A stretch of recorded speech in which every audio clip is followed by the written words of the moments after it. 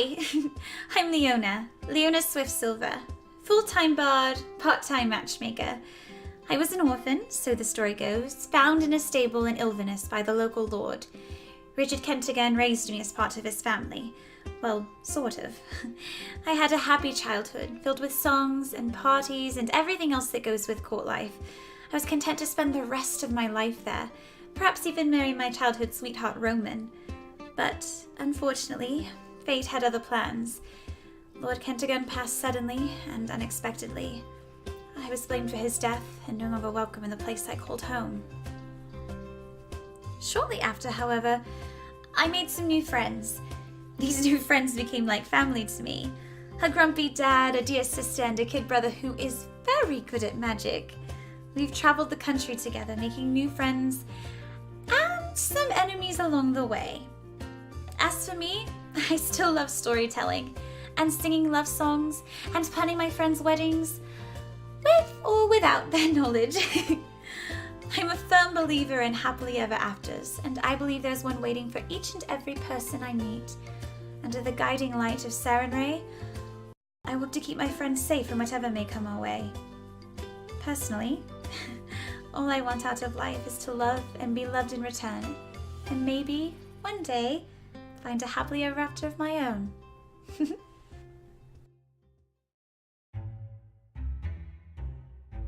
Sup, Kesra?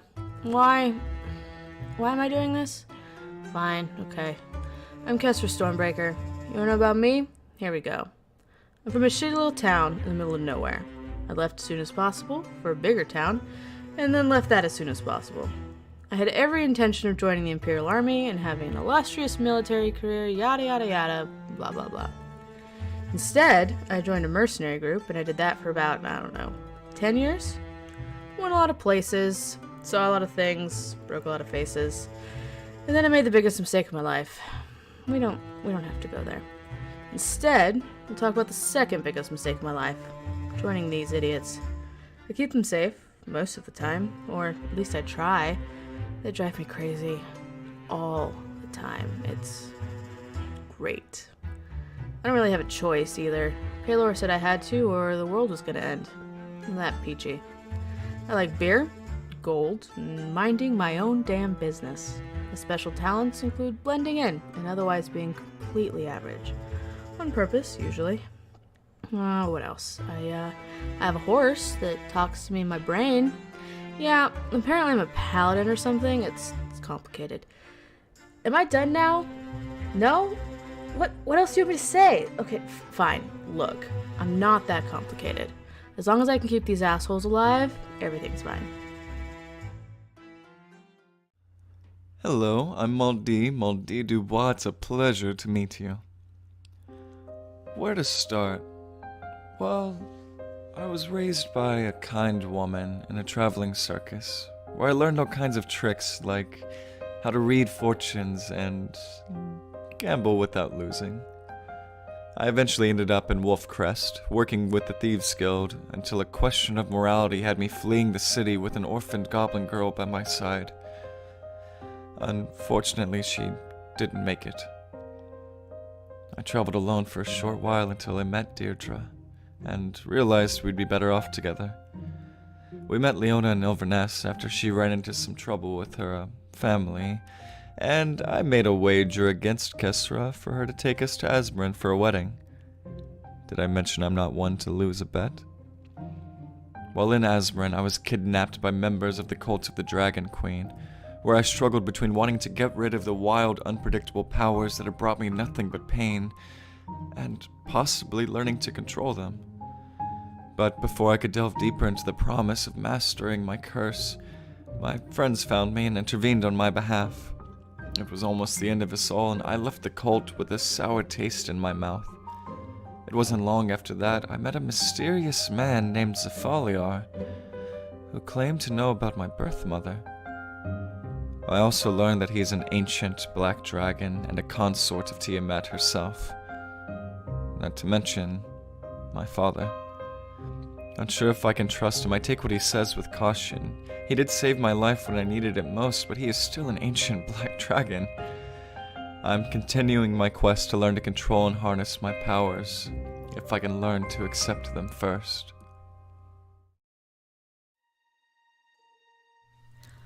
My name is Deirdre Kelly, and I was born in a small village outside of Faybreach.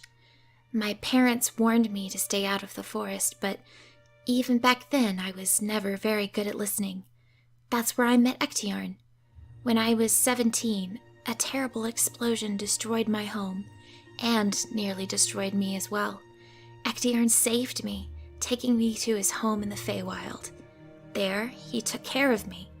He became my protector, my mentor, and my warlock patron. He was also my first love. But I couldn't stay there with him forever. After 10 wonderful years, though only 2 had passed on the material plane, I was forced to flee the home I had come to know and love. I was lost, and I didn't know where to go. I found myself alone on a ship, and that's where I met Maudie. We traveled together for 2 weeks before coming across Leona and Kesra, and the rest is history. Or so I thought. It's never that simple, is it? I didn't quite realize that my patron had made a deal with the Queen of the Fae, staking his immortality on me and my choices. Choices that, I soon realized, had consequences. Despite my best intentions, Ectiarn succumbed to fatal wounds inflicted by the Mad Lich King, leaving me grieving, and without a patron. Enter the Whispered One. The God of Secrets found me, and exploited a moment of weakness. The promise of Ectiarn's revival came at a terrible cost, one that I continue to pay, even to this day. Now, I must work to right my wrongs and protect my newfound family against this looming danger, and any other threat that arises.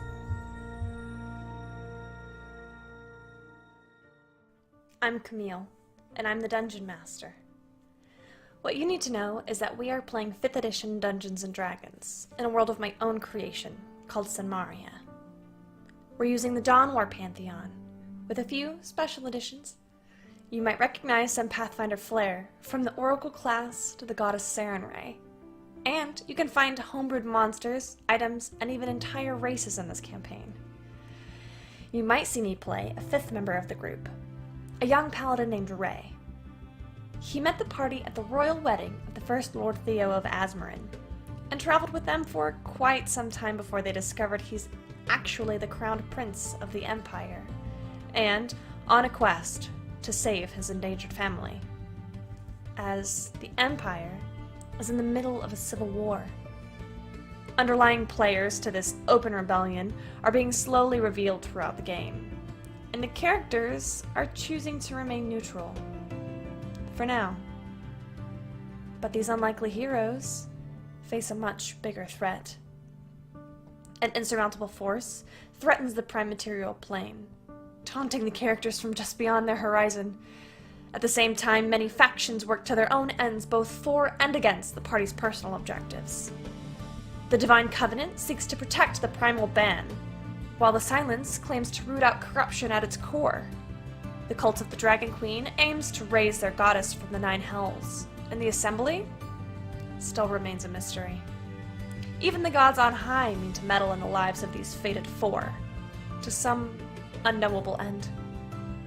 These adventurers navigate trials from handling political intrigue to maintaining the balance of the cosmos, not to mention fighting their own personal demons.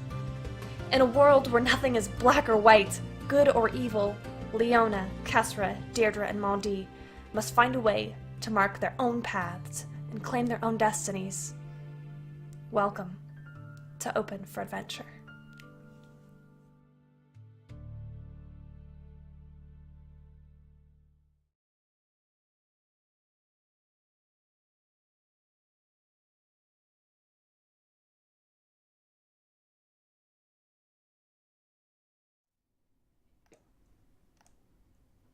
Welcome to the stream! Guess who's not muted? Us? Y'all. Hot diggity dang.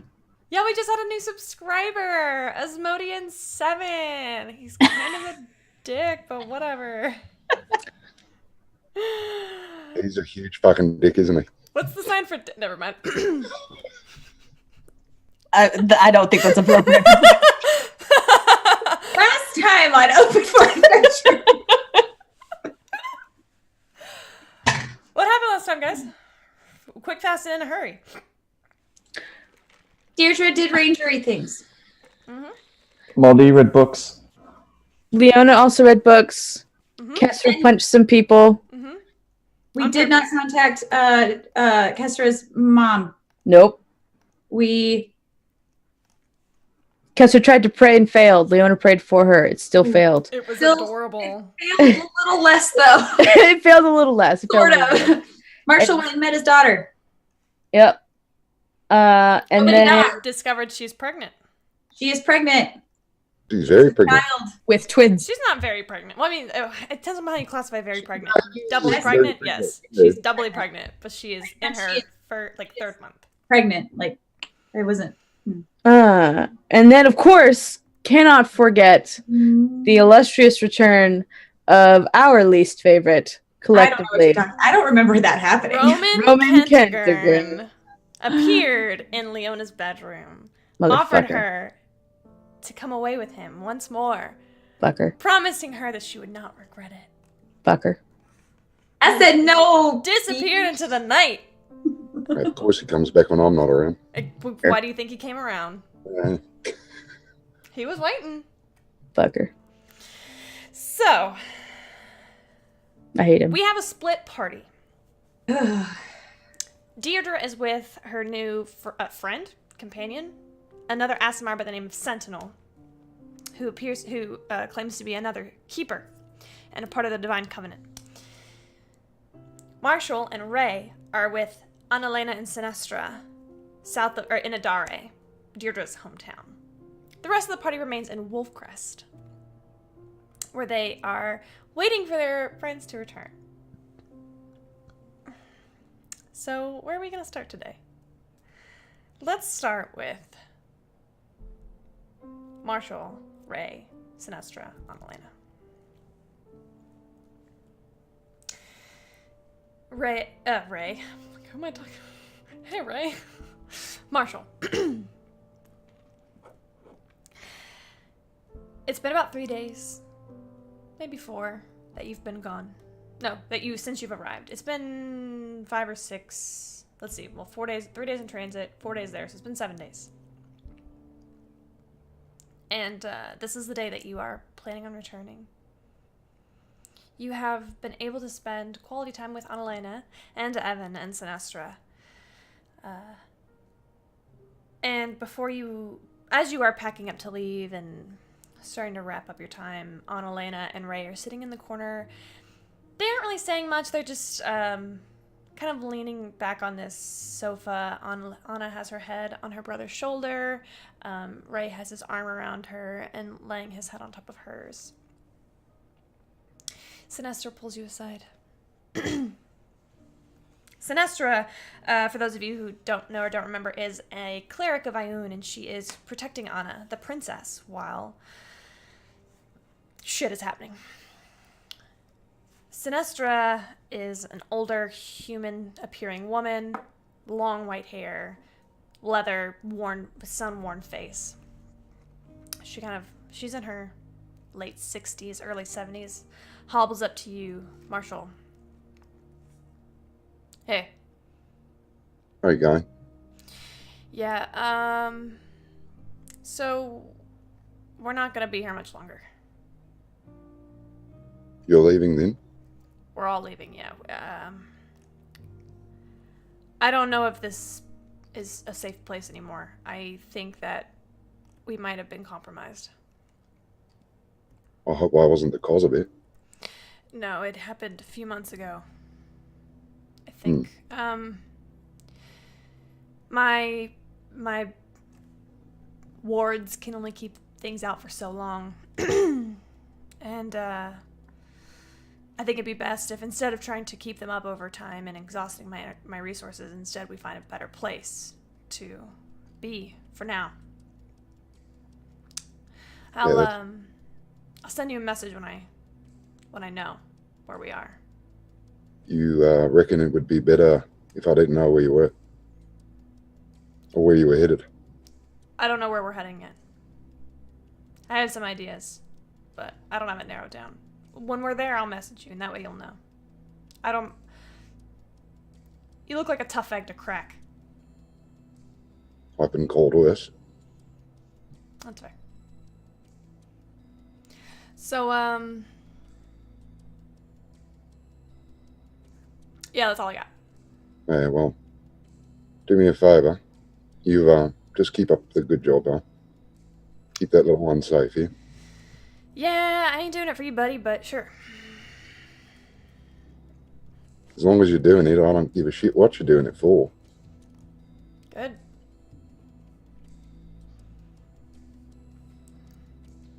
You see her, she's got an armful of books.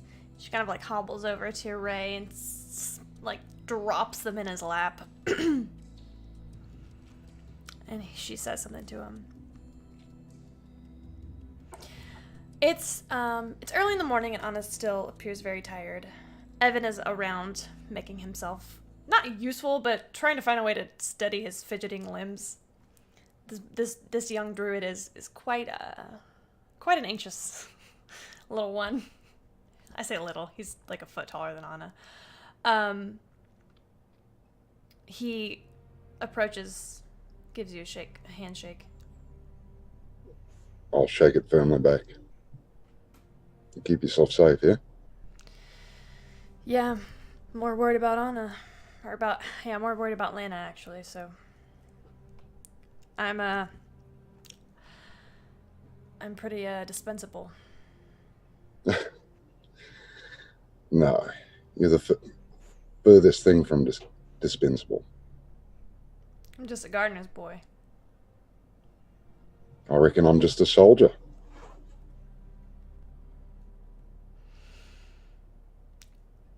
We gonna see you again?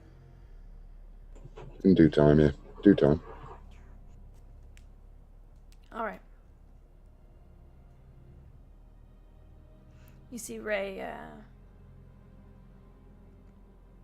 turns and is saying something in Annalena's ear, and he, pulls something out of his pocket. It is a golden heart on a chain. And places it in our hands. It's the necklace that Leona found. The locket. You notice there are a few tears in her eyes as her brother wishes her farewell. He takes her and gives her a long kiss on the forehead. She starts to, do you approach? Yeah. At this point, I would walk up. As she sees you start to approach, she tries to start to get up. No. Sit down. All right. I'll drop to a knee in front of her. I'm pregnant, not disabled. No. Suffering old man, huh? Marshall. Yeah, no. She leans forward and kind of brushes a bit of hair from behind her ear. Will you stay for just a little longer? I wish I could. You can, though. No. You're far safer with her. And I've got other people I've got to keep safe too, yeah? I see. No. Don't think it means you're less important. I just reckon it means you're well taken care of.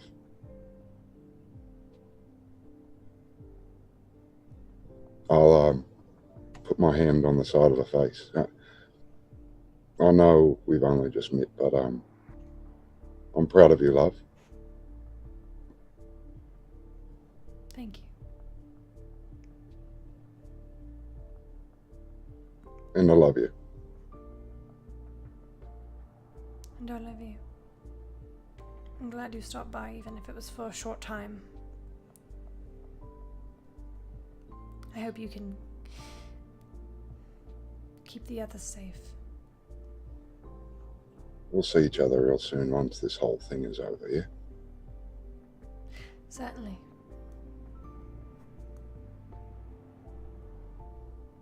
And I'll kiss her on the top of her head. You see Ray is standing by the door, arms crossed. Yeah, mate, we're going. You approaching us. That looked like it went well. I reckon it could have gone worse as well. I was kidding. You ready, mate? As I'll ever be. No. Leaving my sister is not the easiest. Just imagine leaving a daughter you hadn't met for 20 years. You're welcome to stay. You know as well as I do. That what, you can't take another few days to spend with Anna? I'm already nervous enough as it is, mate. As am I, trust me, but...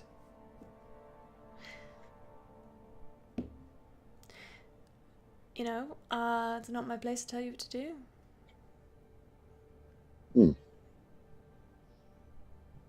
Come on, let's go before I change my mind. Alright. Marshall, give me a survival check with advantage. See how quickly you can get home.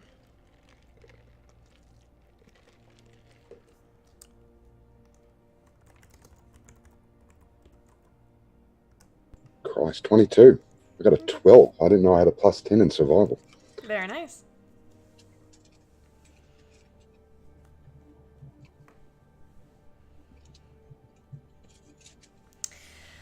So, that's gonna bring us to Leona, Maudie, and Kesra. What do we find your characters doing?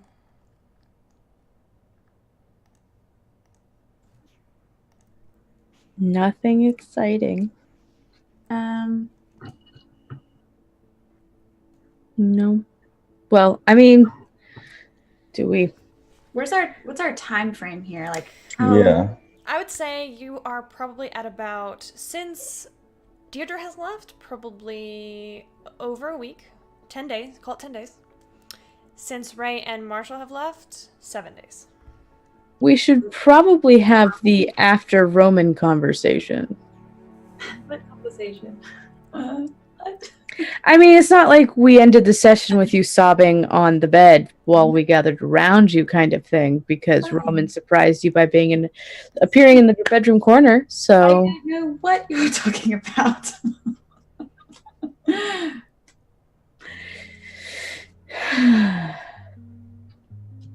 yeah, so you gotta share, Sunshine.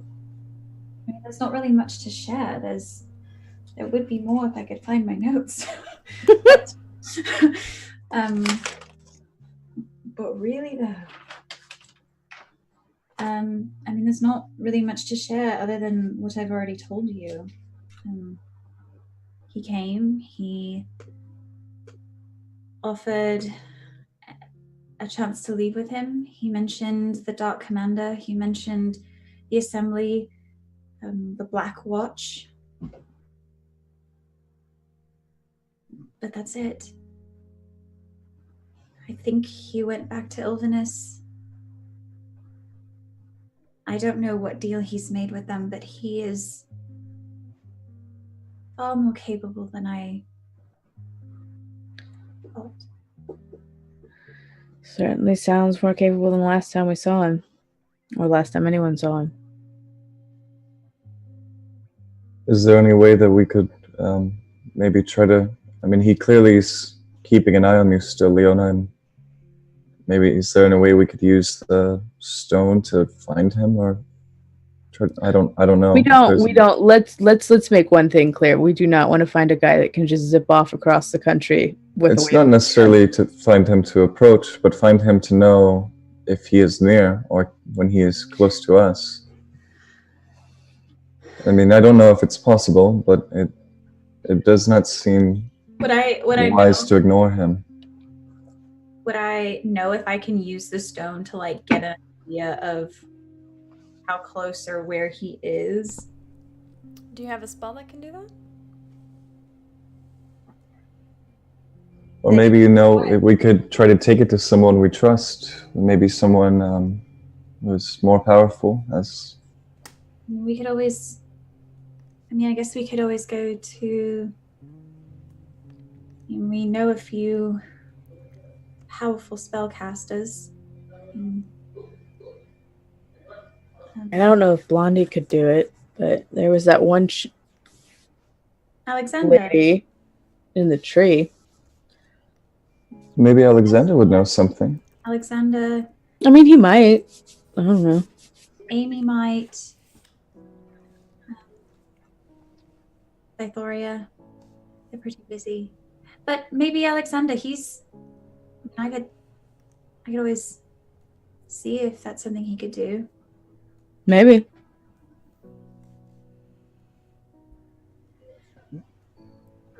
I mean, does it really matter if he's not an Ilvanus? Does it really matter if he's here? We can't go anywhere until Deirdre's back. Unless they want to go try to meet up with Deirdre.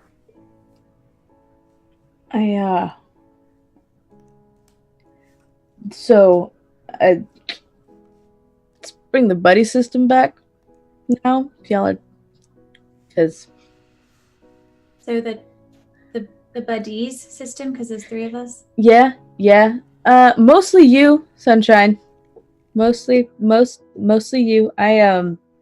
Once I feel like I've cut my head above water, it seems we're in over our heads again. Yeah. Try not to be by yourself. At least until we can make more of a game plan. Okay. Wonder if he knows that you know about the... I don't know. He didn't really give any indication either way. I don't know. Jim, is that something I wouldn't know if he would know that? Yeah. I don't know if he would know. He would know. I know that he knows that I know. I don't know. He didn't really give any indication one way or the other. But he doesn't. I mean... Well, we're going to be extra careful. Sunshine. Try and stick with one of Mere Chuckles. So, and hell, once Fancy Pants gets back, you'll never spend a second alone again.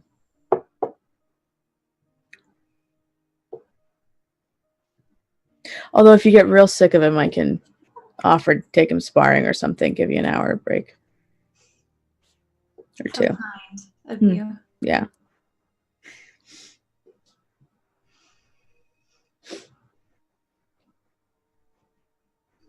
Okay. One step at a time.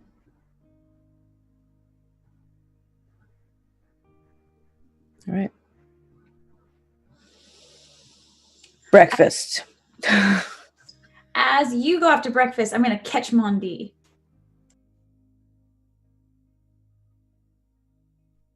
Yes? I miss Deirdre. And I knew you miss her too.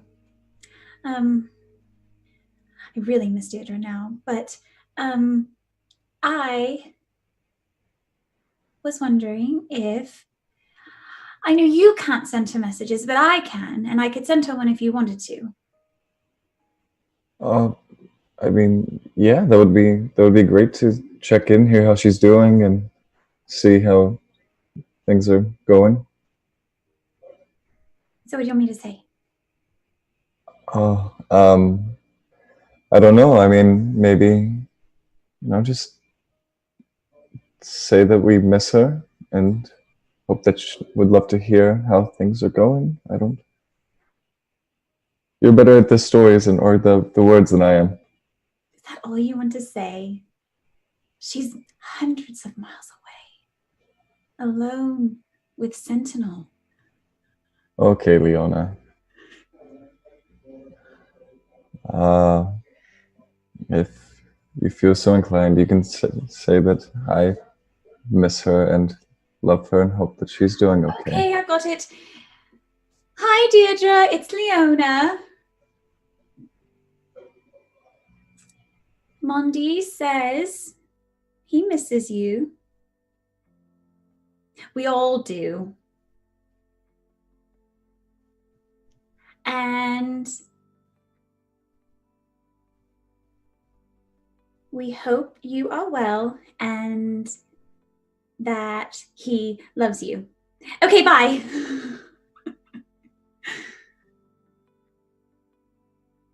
Hi, Leona.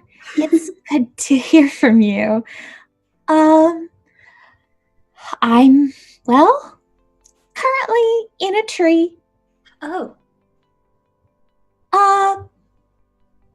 Doing okay.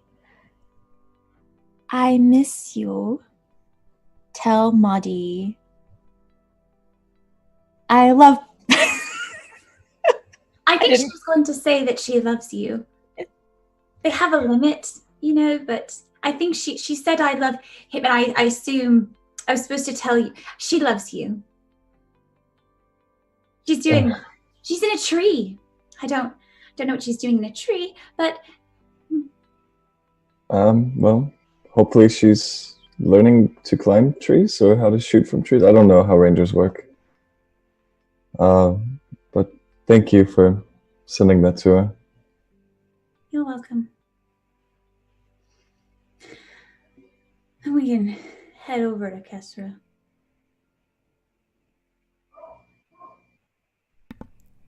We're actually going to head over to Deirdre and Sentinel.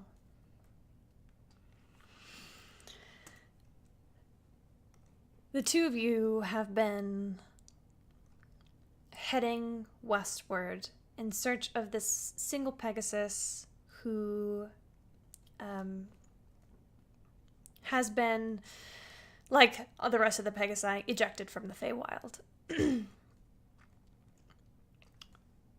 For days, you and Sentinel have been tracking this creature, him first showing you and then kind of thrusting you out into the spotlight, forcing you to think on your feet and act quickly. You've been tracking this creature for 3 days when you enter a clearing. And it's at that time Sentinel walks maybe 5 or 6 feet in front of you. You can see his lithe Aasimar form, broad shoulders, massive longbow slung across his back, 2 short swords at his side, and you're about to take a step forward and you see him raise his hand. Stop. I don't move. I don't ask questions.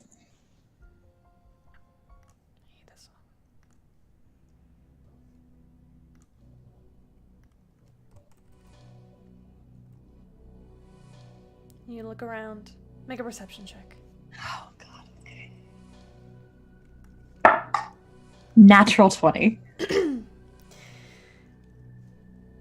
You're becoming very familiar with devils, Deirdre. You see these massive creatures, and you recognize them instantly from your book on them. Bipedal, humanoid-ish. White leather skin covers their entire frame. Their massive wings flapping incredibly quickly, almost like a dragonfly or a hornet, with these incredibly long spiked tails with these terrible pincers at the end. This is a bone devil.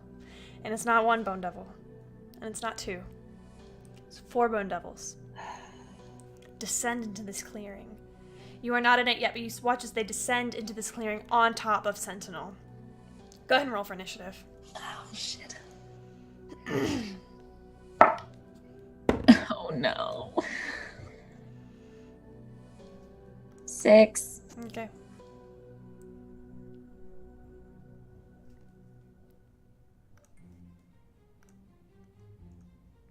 So, you watch as these creatures descend down. All three of them start to go stinging, making sting and claw attacks against Sentinel, who wears no shield, but just studded leather armor.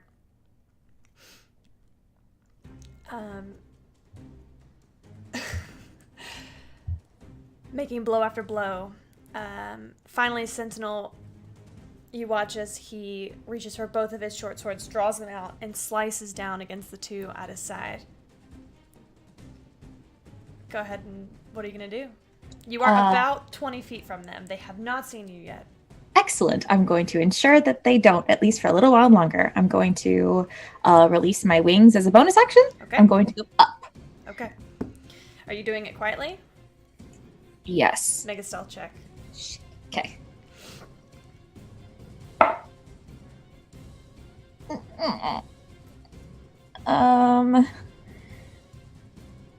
Oh god. 9. As soon as your angelic wings erupt from your back, reaching out in either direction in these almost see-through kind of structures, limbs, if you will, they, 2 of the 4 bone devils immediately whip around to look at you. As you go up, so do they. Cool. Great. Awesome. Okay. I sorry. was just say, with that, you watch as Sentinel makes one attack against one, and as he does, he stops that one in its tracks, and it no longer it does not continue to fly up after you. But that's the second one still does. What's your action? My action, is it within melee? Not yet. Okay, excellent. Then I'm going to pull out my longbow. Okay. And I will... Belchava says you have inspiration if you need it. Oh, thank you, Belchavez.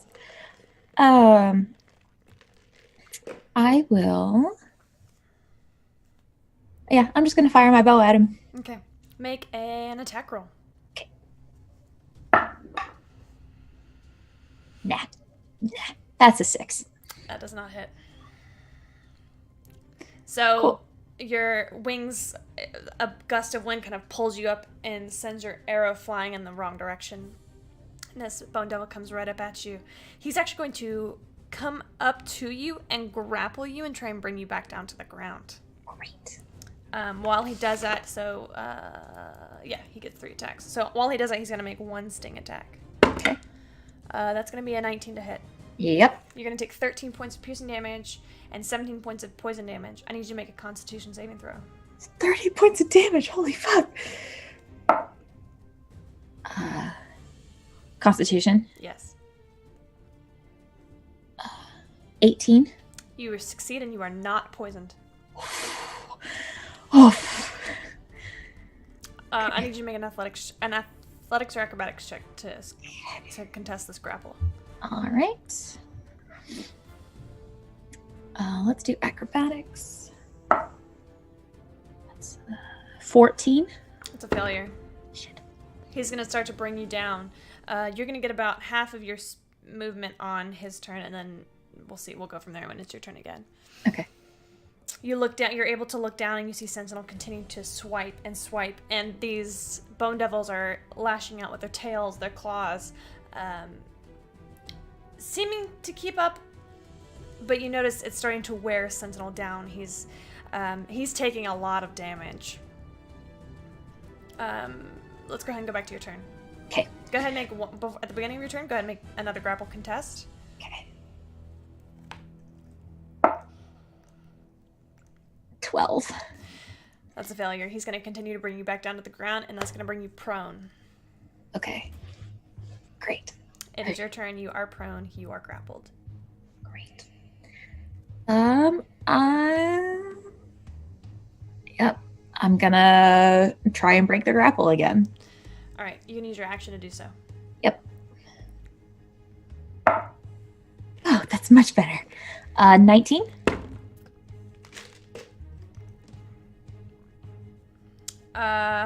Beats their 18. Yes. Okay, you break free of the grapple. I'm going to use my movement to.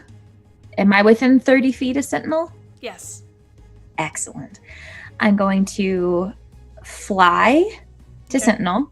First, you're going to take an attack opportunity. Yeah, that's fine. That's going to be a 17. Yes, that hits. With the claw, it's going to be 10 points of slashing. Oh, sorry. Yeah, 10 points of slashing damage. Okay. Cool. You guys can see how much hit points she has on our D&D Beyond overlay. It hurts. It hurts a lot. I'm going to fly through the group that's attacking Sentinel.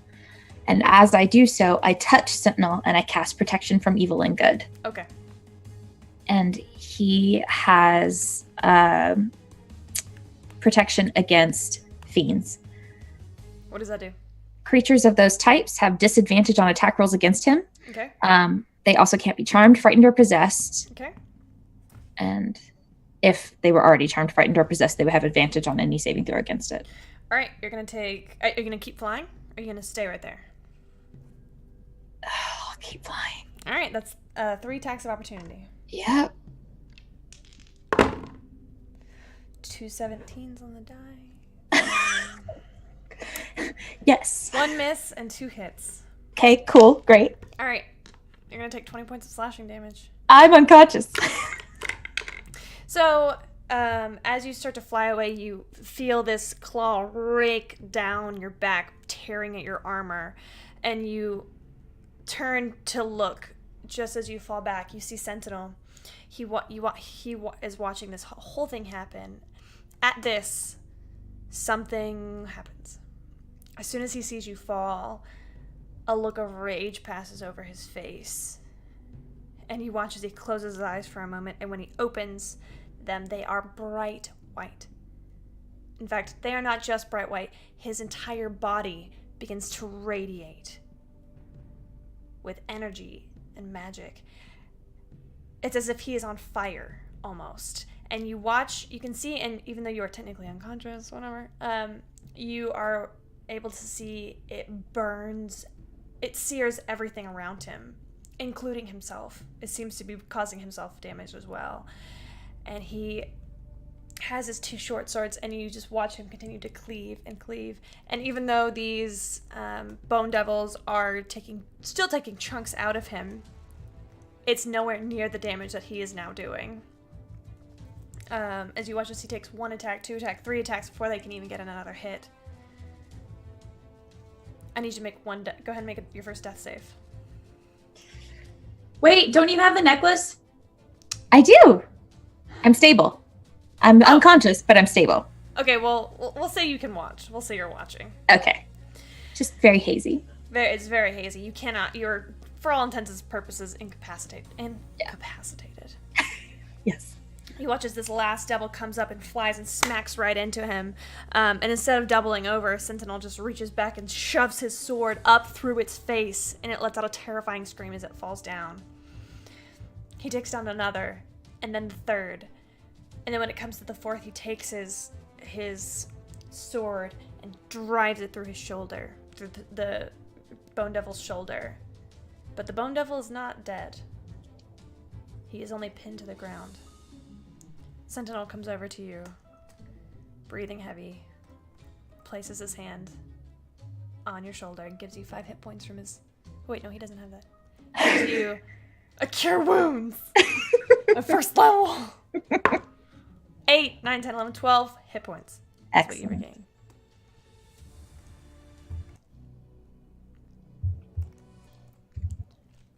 You're brought to consciousness, and you see in this clearing, both you and Sentinel are covered in your own blood and wounds. Sentinel's breathing heavily. And you see that this bone devil that he has is stuck to the ground by his short sword and is grasping at it, trying to pull himself out. Sentinel just walks over and kicks him right in the head. He goes unconscious. Are you okay? Yes, thank you. Sorry, That was stupid. Okay. yes, it was stupid. Do you want to die? No, I don't. Don't do that again. Okay, Good. I'm glad we're clear. we're clear. Is that one still alive? Oh, yeah. We're keeping it. For a short time. Oh, okay. You wanted to learn about fiends, didn't you? Oh, yes. That makes sense. Okay. We're keeping it. And we're gonna see what we can get out of it. Sure. Makes sense to me. Go ahead and tie him up. I will tie him up. Make a... What kind of check do you want to make for this rope check? Make a rope check. Would that be dexterity? What do you think? What would you like to use? What skill do you think? Shut up, Joe. You want to... Sleight of hand, maybe? What skills does Deirdre have, do you think, would be applicable here? Either nature, animal, or survival. Let's go ahead and do nature. Okay.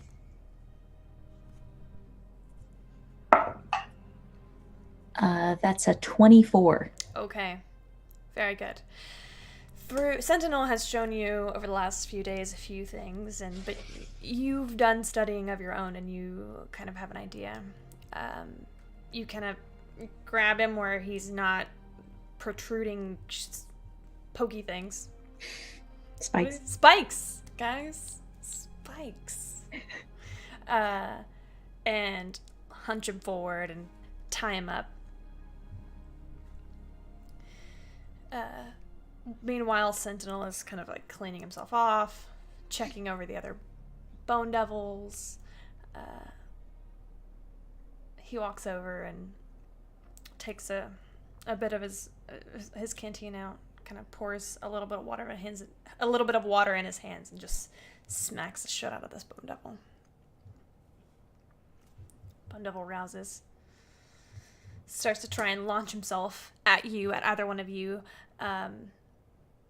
This tail comes up and tries to sting you, and you watch as Sentinel takes his short sword and just cuts it off. The bone devil screeches in horror, and you hear a very guttural, devilish language escape his mouth. I'm not going to try and do it, guys. That's fair. It sounds like a mixture between Dwarvish and chains rattling, scraping against other metal. And Sentinel kneels down in front of him and takes him by the shoulder and starts to reply. You gather they're speaking Infernal. Sentinel looks to you and says, "You ready?" Absolutely.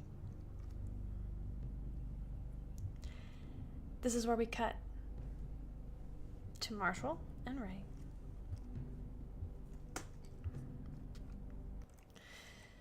Three days pass for you to return to Wolfcrest. You ride both of your steeds are incredibly hardy. They're summoned. You're paladins. They listen to you. They respect you. So it's not hard to push them. Maybe a little bit faster than you would an ordinary horse. Chester and Courage galloping side by side.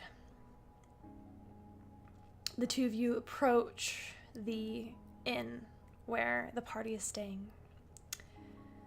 Mondi, Leona, Kessra, this is about 3 days after the conversation you just had. So Ray and Marshall have been gone for 10 days, and Deirdre has been gone for 13 or 14. It is evening. Later in the evening. And Marshall, you notice that Ray is, to use this horse pun, chomping at the bit to get back. And shut up, Mindy. He kind of throws the reins to the stable hand and starts to run inside. Are you going to say anything to him? No, I'll let him have his moment. I'm not going to take the piss out of him. Mm-hmm. He walks inside. Does he find anybody in the main room? Maybe. It's like 11 What time? 11 o'clock at night. Oh, at night? Yeah. In the tavern or in your room? I'd probably still be up in the tavern. Okay. Leona? Or Maldi, where would you be? I'd probably be in the tavern too. Okay. Well, Buddy System says I'm in the tavern, so I'm in the tavern. Is there a fireplace? Yes. Okay, I'm sitting by the fireplace. Okay. Because it's cold, right? It's still winter. It's very cold. It's snowing outside. You watch as a figure ducks in through the doorway, kind of loosening his snow-covered coat. Kesra, Maldi, Leona, you see the familiar figure of Prince Aureo Massier, aka Ray. Oh shit, it's Fancy Pants. I'm gonna get up and go give him a hug. A really long hug. As soon as you see him and he sees you, it's you realize exactly how long it's been. He crosses the room to you in a matter of moments and wraps his arms around you, pulls you into his chest.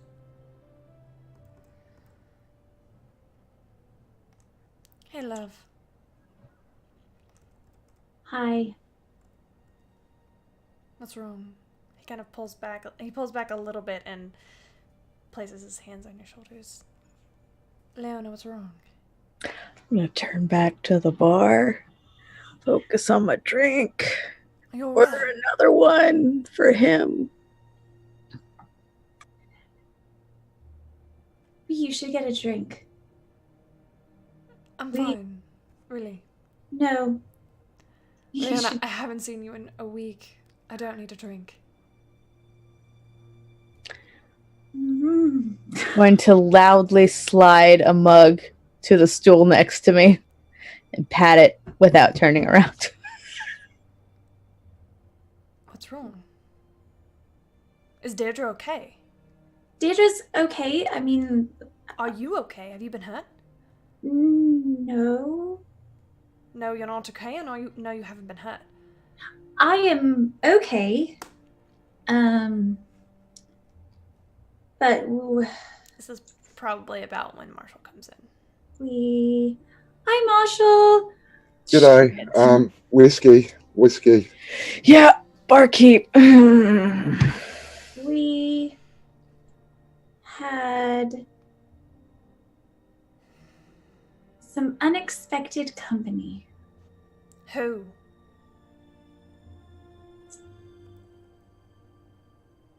Leona, what happened? So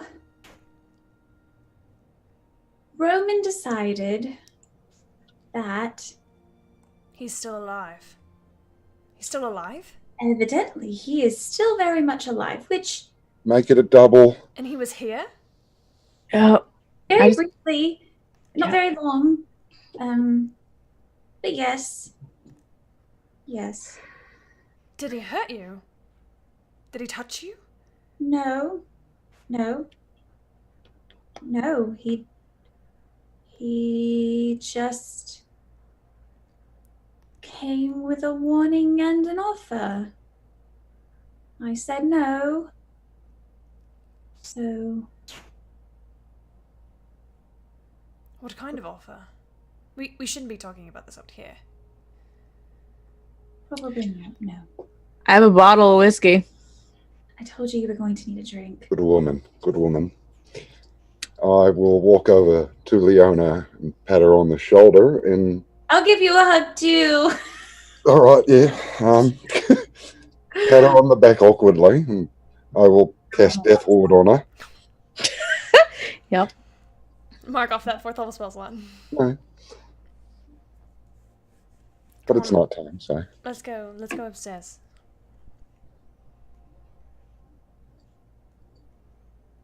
Ray will walk up there. Is everybody kept? Is it okay? Who Alright. follows? I do, but first I gotta pay for the rest of the bottle.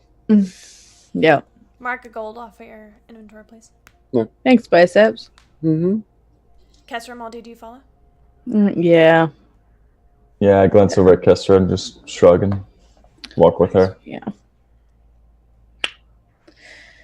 We who are about to die salute you.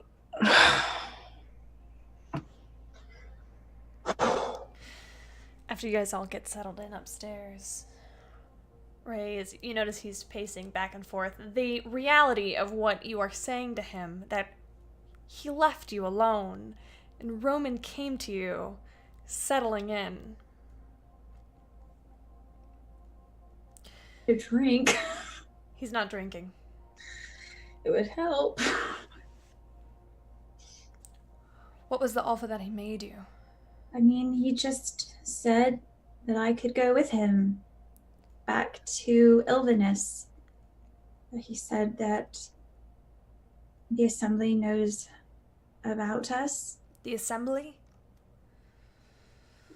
Which, I mean, I knew he was working with the Assembly, but he mentioned the Dark Commander. He said something about the Black Watch.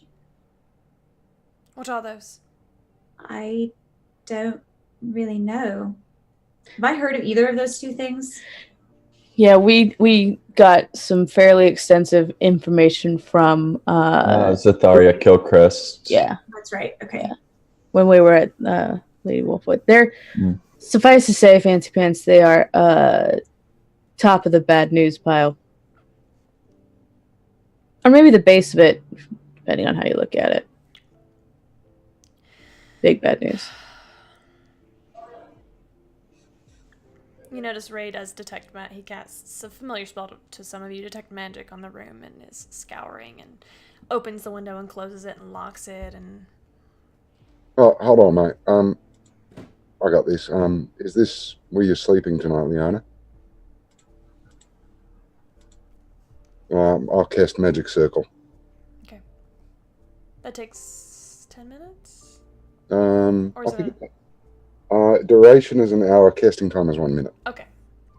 Oh, it's a 1 minute casting time. Okay. You do so. What does it look like? It will be a silvery glow coming from the floor in a 10-foot radius around her bed. Okay.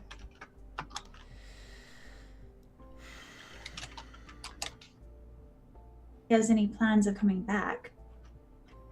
He Yeah, you won't now. was a one-time offer. So What did you say? said no.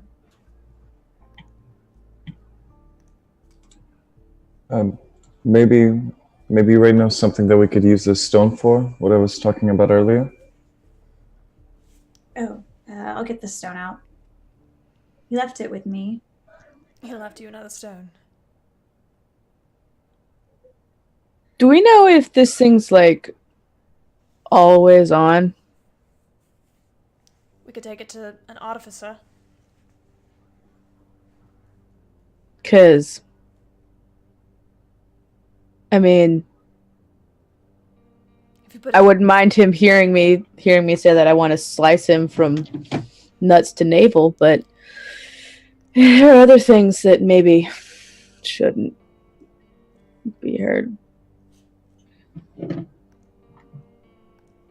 Yeah? I don't know what to tell you. Probably put it in the bag of holding. Till it's safe. Oh yeah. This shit. Who put in my bed, by the way? Let me just get that out there. Like, real nice of you. Fucking appreciate it.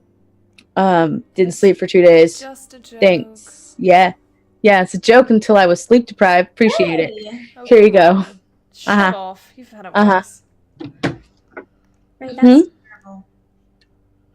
Nobody- Leona! What?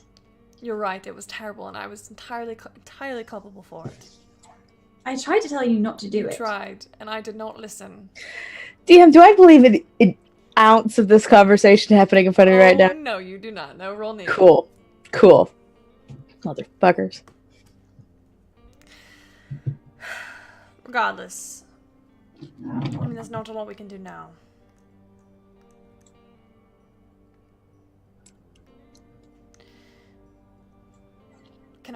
Leona, can I speak to you? Sure. Just for a minute, I promise. Yeah. Besides, I have your books from Sinestra. You have my books? Yeah, come on. Okay.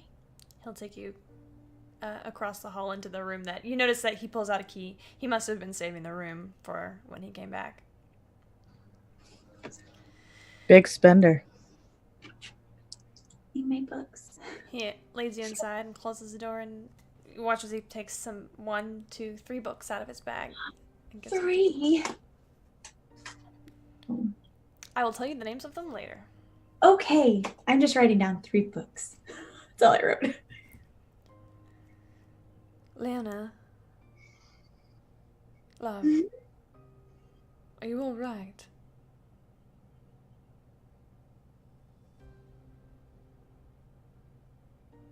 I'm doing better now. It's been a long couple of days, but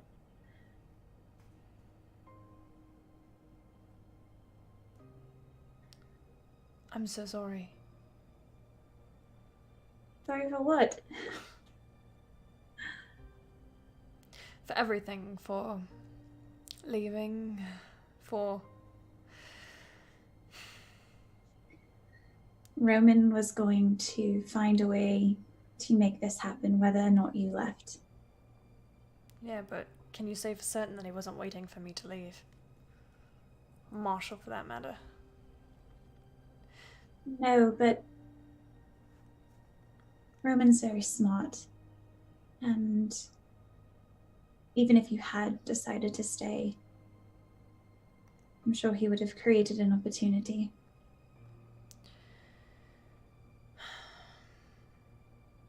I'm sorry that he hurt you. That he made you feel less than what you are. And that he had the audacity to call it love. I've said it once and I'll say it 100 times. Leona, you are worth 100 Roman Kentigans. I'm sorry. I'm sorry that now you have to shoulder the burden of his lies and his cruelty. You don't deserve it. And if I could take it from you, I would. Without a moment's hesitation. Leona, you are an incredible person. And you have an amazing heart. And you have the family that you deserve now. And they love you each in their own way. More than any one of them can say. We're all here to help you shoulder this. And you'll never have to be alone or carry the weight yourself again. Look, I know I go on, but I just wanted to let you know that you are, despite what Roman does or says, you are loved beyond any mortal tongue and more brilliant than the halo around Pelor's sun. I'm just gonna step forward and give him a hug. He'll wrap his arms around you. I'm just gonna sit there for a minute. Marshall, what are you doing? I'm attempting to hide the fact that I'm quite upset with myself by doing it in my usual way and harming my own body through drink. Perfect. I'm I am actually more than likely going to go outside and check the outside of the tavern. Okay. You don't really find anything that you're looking for? No. Can I tell that he's guilt drinking, shame drinking? I don't know. Joe? Can I tell too? Can Mondi and Kessler tell? As a fellow professional drinker. Would you like them to roll for it? No, they can tell. That's the only reason Marshall drinks. Oh, well. Big oof. All right. Okay. Well, at some point when he comes back inside, I'm just gonna... You know there's only, like, one of you, right? And it is physically impossible to gather everything in one place. You can just, like, sit on it. Like, it's not physically possible. Yeah, I know. Okay. I know you know, but do you, like, know? Internalize it? Yeah. Yeah, internalizing's the hard part. Right. The top knowledge is easy, but the deep knowledge is hard. I stopped trying to fix myself a long time ago. It's less fixing and more maintenance, I would think. You know, some things, don't get me wrong, some things are just busted. Get it. No. But, you know, there's only so many things you're actually responsible for. And usually got to pick and choose a few. And then deal with your choices. I appreciate that. Yeah? I don't have to like it, though. No. I never said anything about liking it, bro. Also, stop drinking all my whiskey. Oh, here, take this shit. I'll pour him another glass, and then I'll pour myself a glass. Pour Chuckles a glass and pass it over to him. Oh, thank you. You're welcome.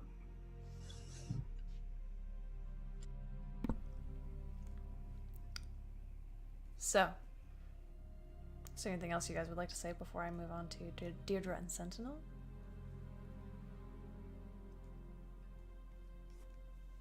Okay.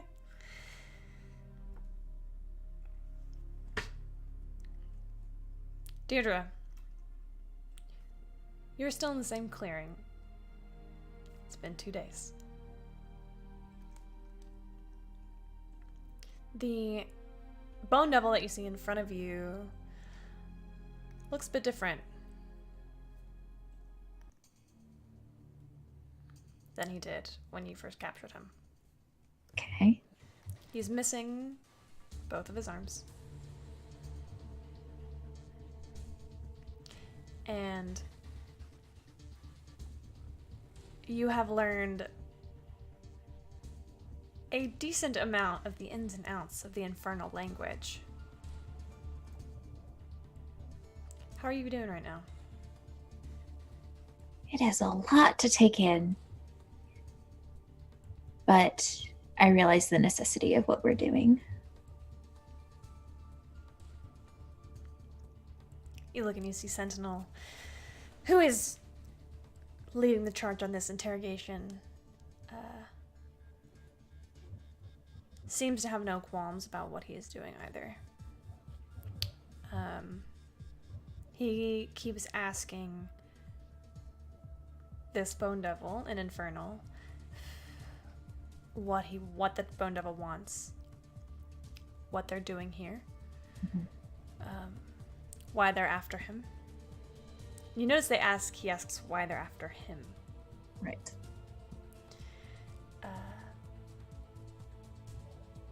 So go ahead, and what I want you to do is I want you to help him on his intimidation check. I want you to roll go ahead and make an intimidation check. Deirdre, intimidating? Yeah. Angry little child. Let's take a look. Not bad, actually. 16. There you go. That's what I'm talking about.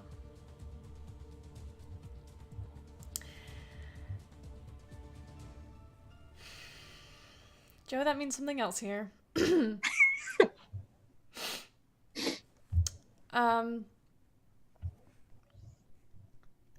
After 2 days of constant interrogation, you picking up a few very specific words in Infernal. You watch as Sentinel pulls out of him that they're hunting him because they know he is a keeper. They are hunting him to kill him and to take his soul back to the Hells.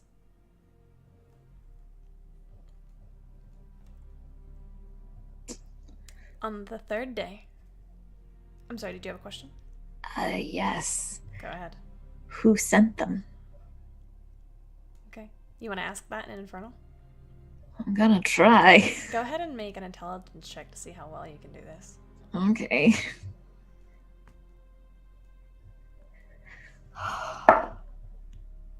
$14? Sentinel does not correct any of your conjugation or anything, and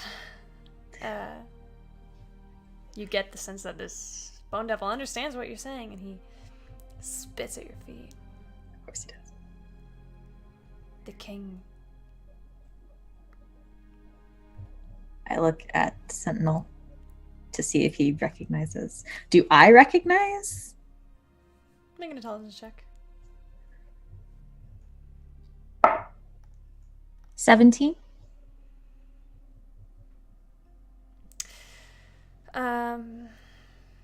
You know that if a Massiere is a woman and she is married, her husband is called the King of Zendaria. Okay. That's one king that you know of. Right. As you sit there and you think about it, you remember learning it. Did you guys learn about Apollyon? Yeah. Yes, from the poem, right? The King of Torment. Yes. From the prophecy. From the prophecy, yes. Yeah, we learned all about that at the wonderful state dinner. Yes. Yeah. Yes. Yeah. Okay. So you remember he is the king of Torment. Apollyon. Fuck. On that third day is when you see the Bone Devil begin to kind of crack. You watch as Sentinel, through these methods that he has, specifically targeting at fiends, begins to drive this fiend mad. Finally, on the fourth day, you learn that they are planning an attack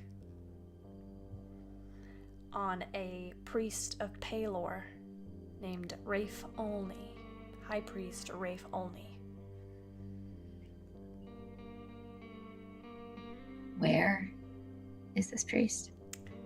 That's where we're gonna cut to Leona and Kesra and Ray.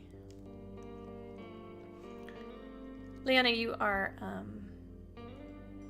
being held by Ray in this moment. He kind of, after maybe a few minutes, he leans back, but not like to pull away, just to look at you. Love, is there something I can do right now to make you feel better?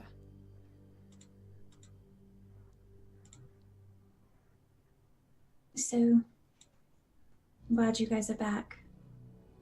I wish Deirdre was back, but... Me too.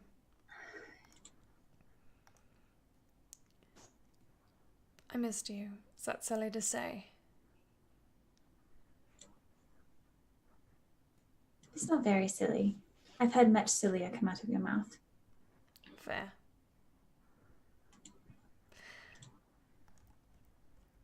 How is Annalena doing? She's doing well. She was grateful to meet Marshall.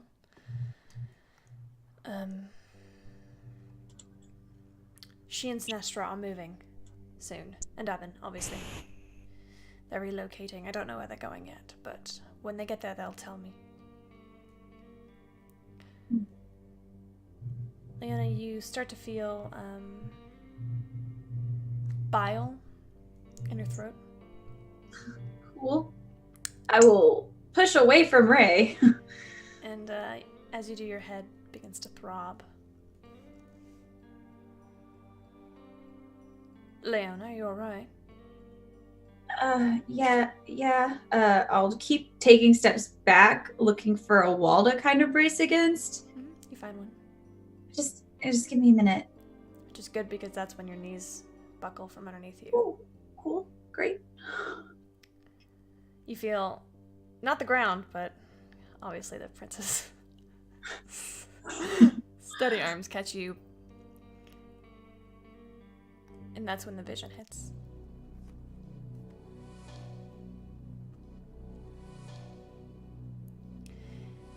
Your vision is pulled from your body. And you see yourself in a town. You're standing in a main road. And you look around and it's maybe 8 o'clock at night. The sun has just started to set. But all around you are bodies. Men, women, children, slain violently. Flies buzz around the corpses. The streets reek. And that's when you see the culprits. Devils. Handfuls of them feasting.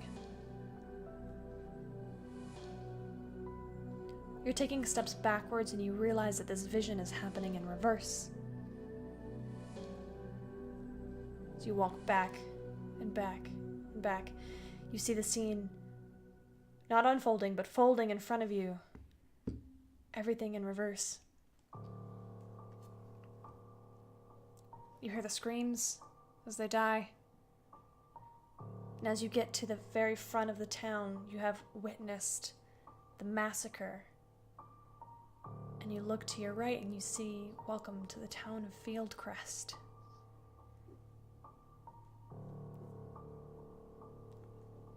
You turn around and you see this massive sun tree, and it is burning. The ground around it begins to shrivel and blacken, cracks reaching out, coming towards your feet.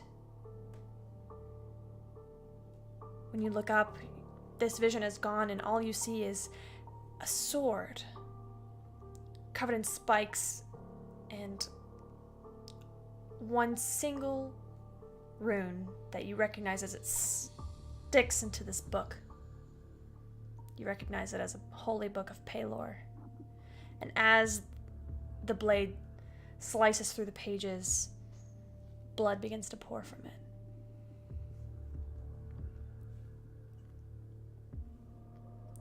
As this fades away from your vision, you watch as a jeweled crown falls to the ground in front of you, breaking and tarnishing in an instant before rolling out of sight.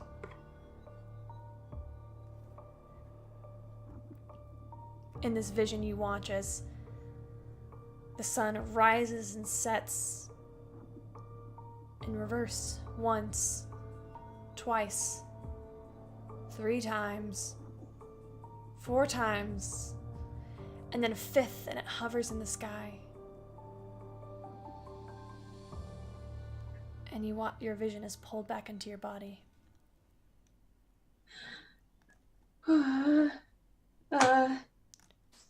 Leona!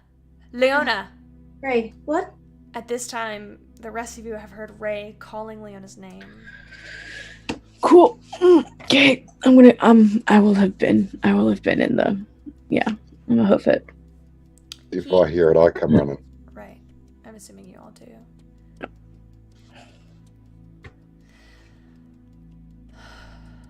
You see Ray holding Leona's limp body as she is catatonic, eyes wide open and bright white. Suddenly gasping for air. I'm gonna go to the other side of Leona. And just kind of like, Sunshine? Hey.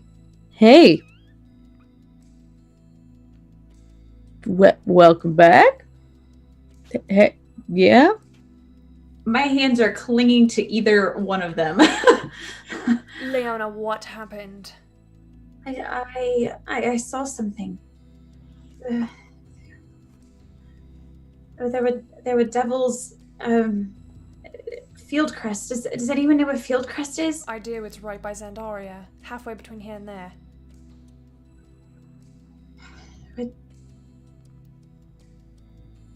It was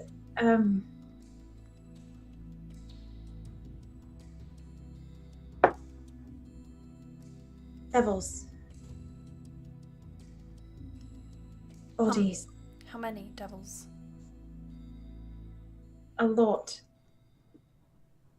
Do I have A dozen? A dozen. A lot. The whole town. It was a massacre. There was a holy book of Palor. There was a sun tree on fire. I think it's going to happen in 5 days. I will give a meaningful look to Ray. What is the meaning of this meaningful look? We got to do something. We can't do it by ourselves. I mean, if all of us went, but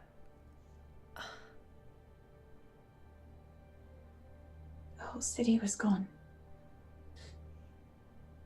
They were all dead.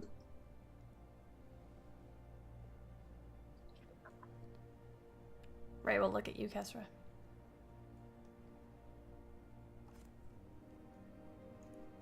How far away is Fieldcrest? If you're fast, 3 days on horseback. Maybe 4.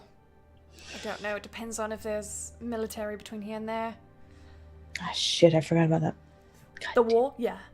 Yeah. Fucking forgot. Yeah.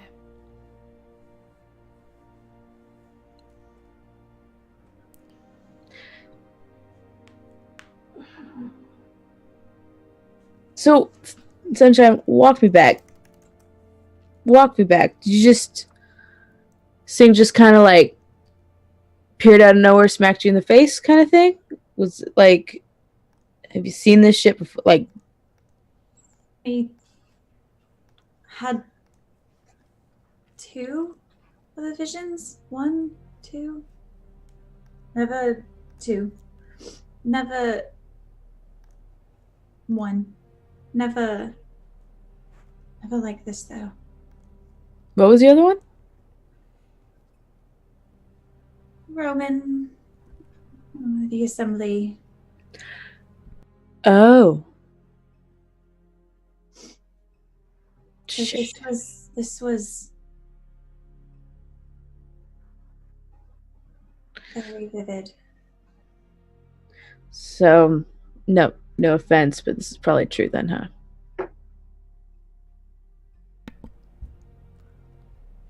Probably.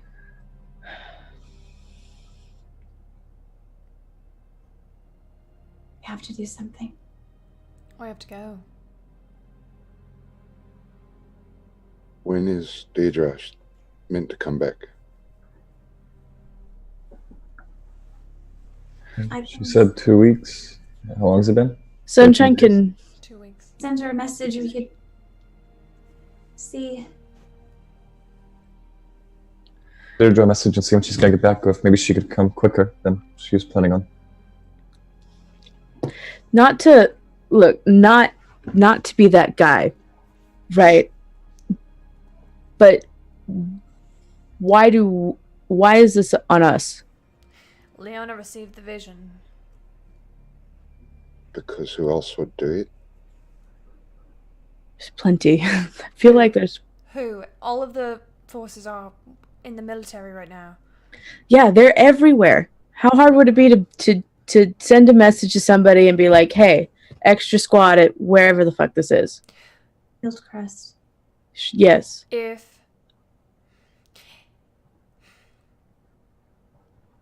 If the Empire is corrupted by the Hells, then they could already know about it, or they would ignore our message. And I don't know if the Grand Mistress and the First Lord, the King of Azmorin, would have any men to spare. Would you like to go ask them?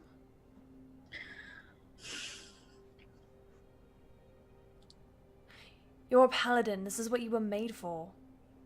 Let me be clear on one thing, Fancy Pants. I wasn't made for shit. No. Have I hit a soft spot then? At this point, it's all soft spots. Well, toughen up and let's go.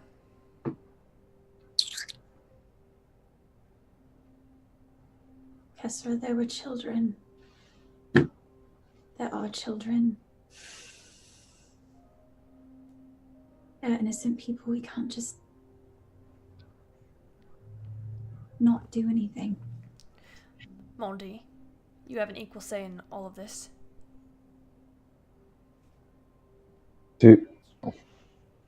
These visions you get, Leona, are they like going to happen?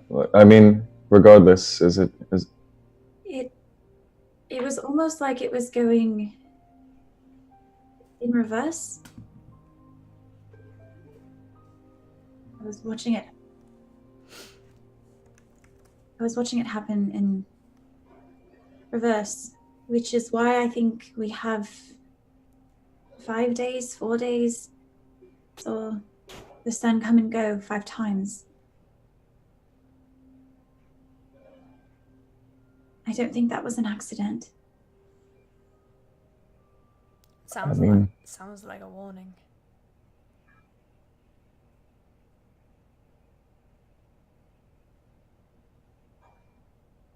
if you saw a lot of devils, I mean, we've only encountered 3 at once, or around that, and those were difficult for us.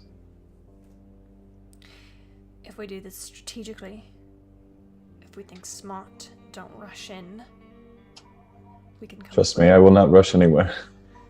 We can have a plan. If we know what's going to happen and when it's going to happen and where, we have the advantage. Sunshine, what kind of devils did you see? Do you remember what they looked like? Make an intelligence check. Big ones, small ones? Some as round as your head? 14. You remember seeing an assortment. There were some smaller ones with wings. Most of them had wings. You saw some that you'd recognize before as horned devils. You saw 2. You saw some that were smaller. Not small by any means. But I don't think you'd recognize exactly what they are. Varying sizes. 2 that you'd recognize. 2 as horned devils, but the rest you didn't recognize. There were some horned devils. There were a lot of different kinds of devils that I've never come across. Actually, I've never come across a devil until recently. Well, Sunshine, if we're going to do this, then I hope you remember a lot, because I'm going to have a lot of questions.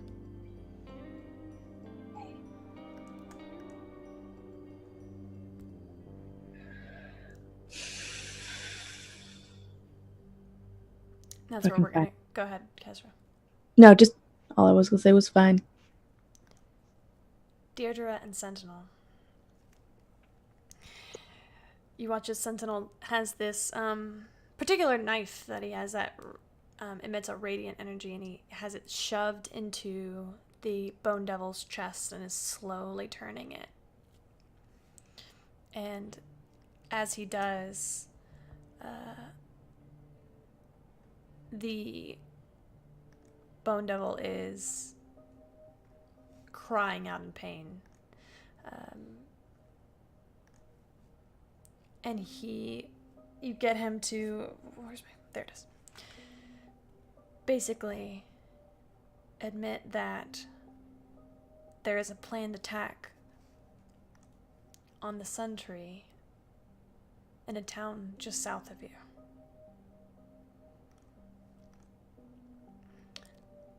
Sentinel drags the blade a little lower. You hear him say in a guttural infernal, "What town?" This brackish blood is spurting from this creature, and he says, you hear him rasp, "Fieldcrest."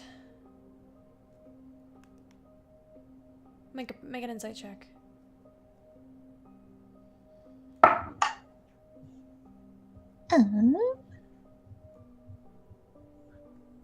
12. Okay. You do notice that Sentinel bristles at this town name. He backs away. A little, just a foot or so, and yanks the knife out. Says, "When?" No answer. He hands the blade to you. Deirdre, find out when. I'll take the knife. Okay. Make an intimidation check. With advantage.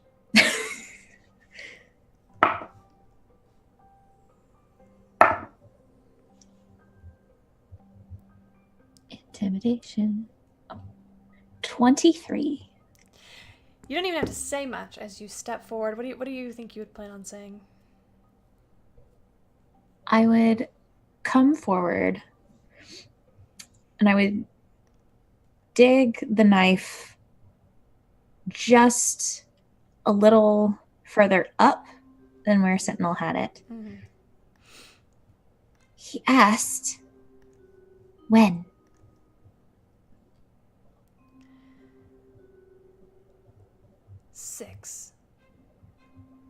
Six sunsets. Do I believe him?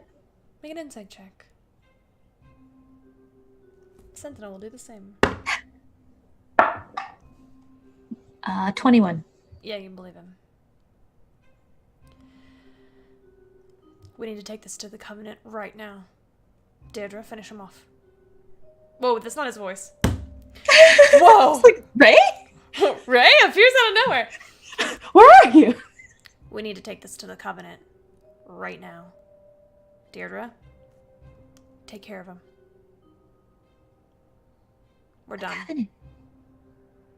Okay. And I will cut the creature's throat. Okay. Sentinel breathes a heavy sigh and... This is not good. I mean, should we go to the Covenant? Should we not go to the town? No. We have time to get to the town. We need to go to the Covenant right now. I see. Will you come with me? I was actually going to say, I remembered you asking me when you first brought me on. I'm interested in going. But I know that 2 weeks have passed or are closing in, and I don't think you're ready yet. I don't think so either, but I would like to let my friends know. Certainly. I don't know how to get a message to them.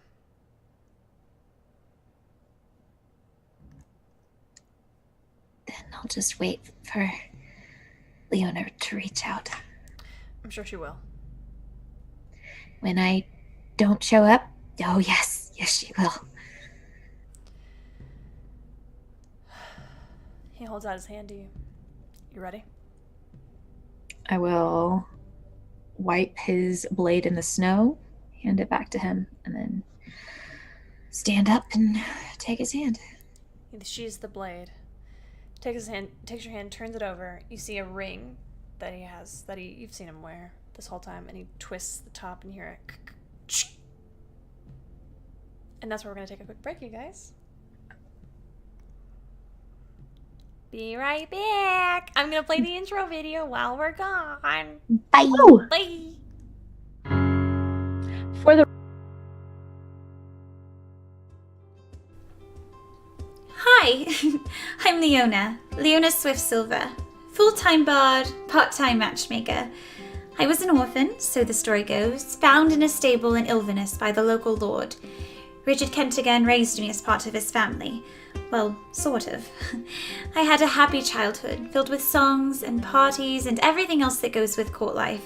I was content to spend the rest of my life there, perhaps even marry my childhood sweetheart Roman. But, unfortunately, fate had other plans. Lord Kentigan passed suddenly and unexpectedly. I was blamed for his death and no longer welcome in the place I called home. Shortly after, however, I made some new friends. These new friends became like family to me. A grumpy dad, a dear sister, and a kid brother who is very good at magic. We've traveled the country together, making new friends and some enemies along the way. As for me, I still love storytelling and singing love songs and planning my friends' weddings, with or without their knowledge. I'm a firm believer in happily ever afters, and I believe there's one waiting for each and every person I meet. Under the guiding light of Sarenrae, I hope to keep my friends safe from whatever may come our way. Personally, all I want out of life is to love and be loved in return, and maybe, one day, find a happily ever after of my own.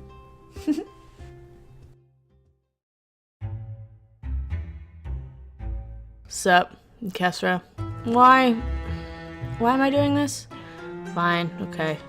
I'm Kesra Stormbreaker. You wanna know about me? Here we go. I'm from a shitty little town in the middle of nowhere. I left as soon as possible for a bigger town, and then left that as soon as possible.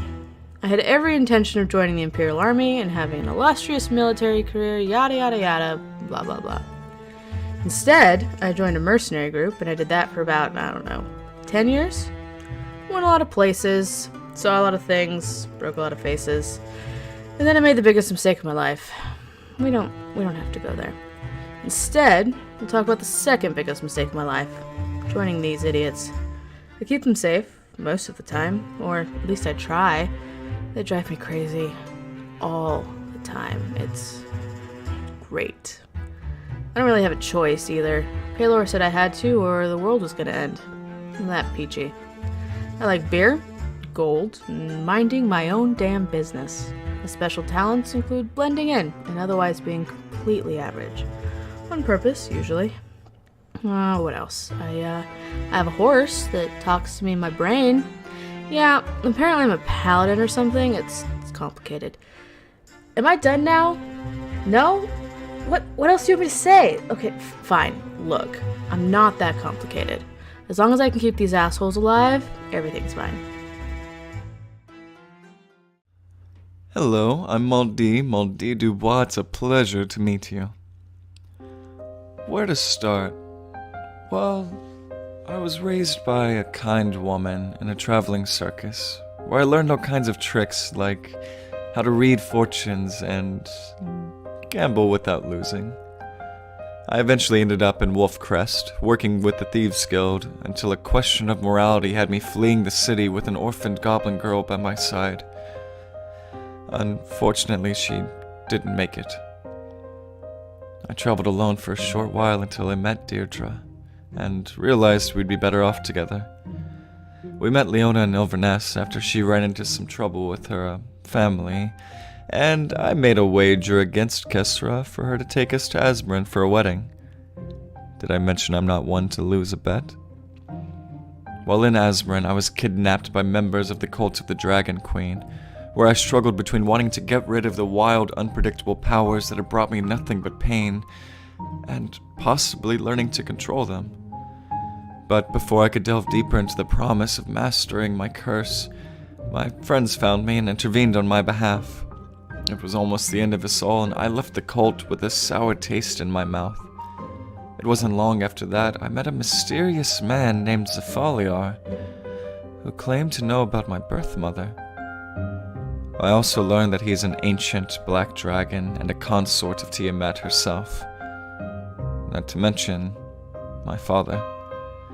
Not sure if I can trust him. I take what he says with caution. He did save my life when I needed it most, but he is still an ancient black dragon. I'm continuing my quest to learn to control and harness my powers, if I can learn to accept them first.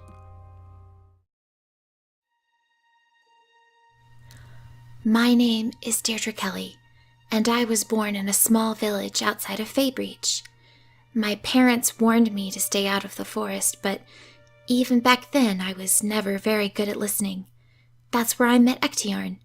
When I was 17, a terrible explosion destroyed my home, and nearly destroyed me as well. Ectiarn saved me, taking me to his home in the Feywild. There, he took care of me. He became my protector, my mentor, and my warlock patron. He was also my first love. But I couldn't stay there with him forever. After 10 wonderful years, though only 2 had passed on the material plane, I was forced to flee the home I had come to know and love. I was lost, and I didn't know where to go. I found myself alone on a ship, and that's where I met Maudie. We traveled together for 2 weeks before coming across Leona and Kesra, and the rest is history. Or so I thought. It's never that simple, is it? I didn't quite realize that my patron had made a deal with the Queen of the Fae, staking his immortality on me and my choices. Choices that, I soon realized, had consequences. Despite my best intentions, Ectiarn succumbed to fatal wounds inflicted by the Mad Lich King, leaving me grieving, and without a patron. Enter the Whispered One. The God of Secrets found me, and exploited a moment of weakness. The promise of Ectiarn's revival came at a terrible cost, one that I continue to pay, even to this day. Now, I must work to right my wrongs and protect my newfound family against this looming danger, and any other threat that arises.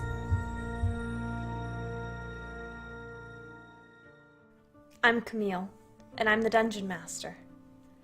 What you need to know is that we are playing 5th edition Dungeons & Dragons in a world of my own creation called Sanmaria.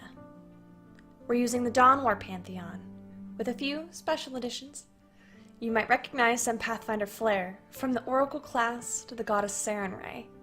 And you can find homebrewed monsters, items, and even entire races in this campaign. You might see me play a 5th member of the group, a young paladin named Ray. He met the party at the royal wedding of the first Lord Theo of Azmorin, and traveled with them for quite some time before they discovered he's actually the crowned prince of the Empire, and on a quest to save his endangered family, as the Empire is in the middle of a civil war. Underlying players to this open rebellion are being slowly revealed throughout the game, and the characters are choosing to remain neutral. For now. But these unlikely heroes face a much bigger threat. An insurmountable force threatens the prime material plane, taunting the characters from just beyond their horizon. At the same time, many factions work to their own ends, both for and against the party's personal objectives. The Divine Covenant seeks to protect the Primal Ban, while the Silence claims to root out corruption at its core. The Cult of the Dragon Queen aims to raise their goddess from the 9 hells, and the Assembly still remains a mystery. Even the gods on high mean to meddle in the lives of these fated 4, to some unknowable end. These adventurers navigate trials from handling political intrigue to maintaining the balance of the cosmos, not to mention fighting their own personal demons. In a world where nothing is black or white, good or evil, Leona, Kesra, Deirdre, and Maudie must find a way to mark their own paths and claim their own destinies. Welcome to Open for Adventure.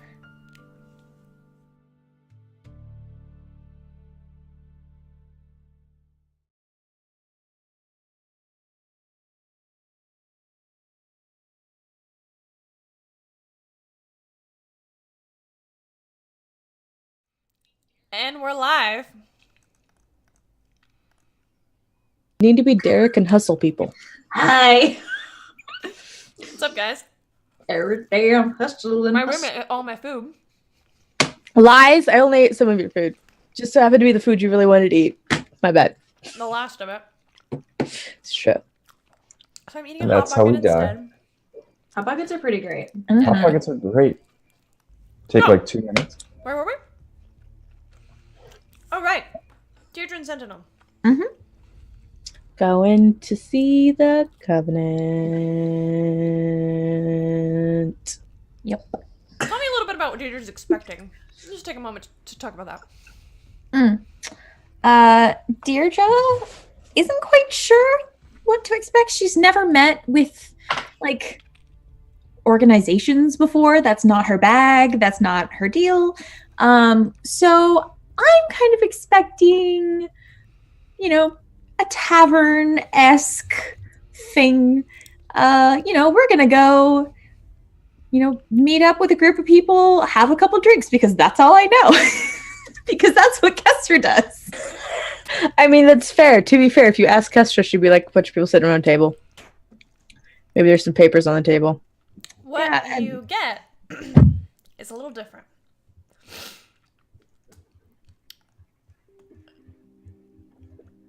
You land, or you feel yourself pulled by your navel, thrust into the air, and drifting, yanked across the prime material plane. When your awareness comes back to you, you find yourself in a stone room. There's a teleportation circle glowing faintly underneath you. There is one door, and two figures stand on guard on either side of it. Sentinel gives each of them a nod and announces, "I've brought Deirdre Kelly. We need to speak to the council." They give a nod, and they open this broad, wide oak door, and you see ahead of you a dimly lit corridor. As we're walking through, I whisper to Sentinel, because this doesn't seem like a place where you should talk normally. They know who I am? You're a keeper, of course they know who you are. I suppose that makes sense. Okay. That's the only question I ask. I follow. You see this hallway that he's taking you down, it spins off in other directions. This must be a maze of rooms and corridors, essentially. And he takes you down an unrecognizable path. Oh gosh, I hate that song, y'all. Delete from playlist. Okay. Bye. After maybe 5 or 10 minutes of walking, Sentinel remaining completely silent, you approach. The hallway widens, and you approach these massive double doors that are made of the same material that you had walked through initially. And outside of this are 4 guards. One of them, these are not traditional guards. They're not Crown's guards wearing plate armor and wielding spears. They are, well, one of them, oh, you guys, I made a picture of her. Hold on, while I was on my plane ride today. One of them is a young woman with strawberry blonde, pinkish hair that is in 2 little buns. Oh my gosh. She wears circular glasses and has like a white turtleneck on.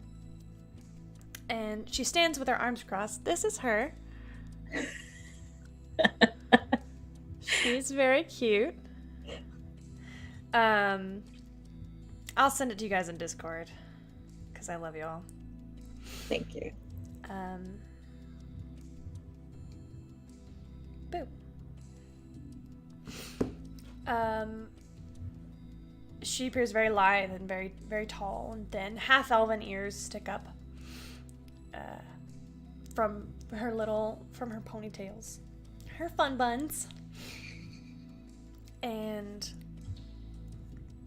you see that the others are, one looks like maybe a sorcerer, another monk perhaps, just people that appear to be on the regular side, but maybe have skills that are harder to tell from the outside. Do you say anything as you approach? If Sentinel's not saying anything, I'm not going to say anything because I don't know if there's a right or a wrong thing to say or if I should be speaking at all. So I'm just going to err on the side of caution and not talk. Okay. As Sentinel approaches, he gives them a nod. The girl with pink hair steps forward and she says, "They're in session right now. They can't talk." Sentinel shakes his head. "This is more important. Tell them I have Deirdre Kelly."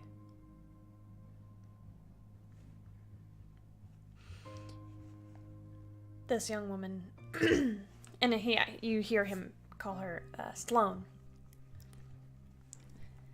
Sloane looks to one of the other gentlemen and gives him a nod, and you see the familiar sight of someone casting a sending spell. The seconds seem to drag on. You get the sense that eyes are on you here. Yikes. Seconds tick by. Do you say anything? No, but I am looking at Sentinel like every few seconds or so because I have never been this important in my life. Sentinel is kind of adjusting his bow, kind of like fixing his armor, kind of he notices a spot and cleans it up. I will attempt to fix my wild mass of curls. I will redo the bun that my hair is in. Okay. After about 5 or 6 minutes, these two mahogany doors creak open. Swing wide. Do you enter the chamber? Yes, but I look at Sentinel before I do. Sentinel nods and walks in ahead of you. Okay, then I will follow. This chamber is massive, tall-ceilinged, and in the middle you see it is circular.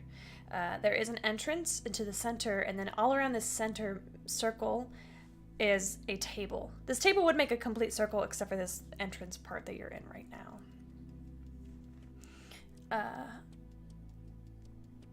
You see, as you look around, chairs that line the outside of this table. This what would you call it? Round table. There are 1, 2, 3, 4, 5, 6, 7, 8 people and 9 chairs. You notice that as you walk in, the very front and center chair is empty. Would you like me to describe to you who you see? Sure. You look immediately to your right, and the first creature that you see is a male half-orc in studded leather armor, 2 tusks protruding up, massive black hair pulled into a top knot on top of his head. Beside him is a gnome who has been kind of, like a booster seat, essentially. Stern expression on her face, white hair, brown eyes, but kind of almost a kindness like lingering there as she sees you. You see a dragonborn that I think is gold. Hold on, I gotta check.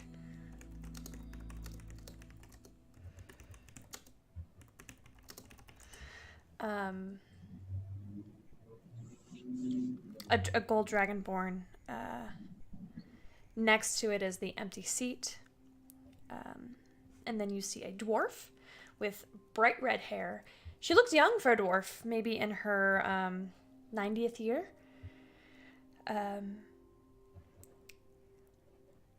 Next to her is a half-elf with long black hair and emerald eyes. Xanalor Silvarian. And beside him is a human. I forgot an elf. There is an elf. It goes elf, half-elf, human. So the elf is silver-haired elf. This elf seems older than time itself. You can't even tell their gender. They are just ancient, impossibly ancient. And then is Xanalor. And then next to Xanalor is a female human in full plate armor, wild red hair that's barely contained into a ponytail and bright blue eyes. As you enter, they are silent. Sentinel comes in and gives them a very respectful bow. I mimic. You hear Xanalor speak. Sentinel, speak. Tell us this news you've brought. Why have you brought Miss Kelly here as well? Sentinel, who you can see has beginning, you see this like confidence that he has put on. Underneath it, you still see that Aasimar in the pub, who is, the gears are turning and he's struggling.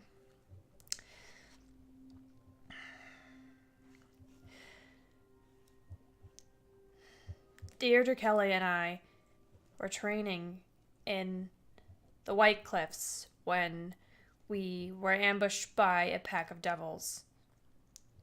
We kept one alive, and in the effort of teaching Deirdre how to properly hunt fiends, we discovered a plot.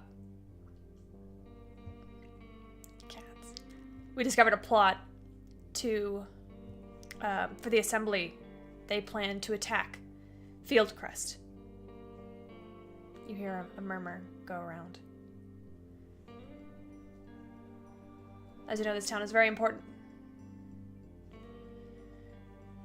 We must protect what is being guarded there. I request that we dispatch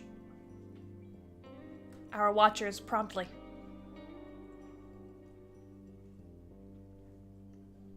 As for Deirdre Kelly, she is under my protection at the moment. And I figured you would want to meet her. You hear Xanalor. You see Xanalor give you a nod, as you've met him. Yes, I will nod back. He begs you to step a little closer. Yep, I'll step forward. Deirdre Kelly, welcome to the Divine Covenant. We are the Council, made up of each of the different races belonging to this realm, from different faiths and backgrounds and creeds, called to one purpose: to protect the Divine Gate, to preserve the Primal Ban. My name is Xanalor Silvarian. You see, he looks to the woman next to him, the paladin. And I am Anna Stoneshield. He goes to the elf. Yes. Liamand Windwalker, at your service. The dwarf. Zena Embermane. You see the empty seat. Sentinel steps forward and says, the lead of the council, the Aasimar representative, Andukir Skyseeker, is no longer with us. It's canon that he messed that up, by the way.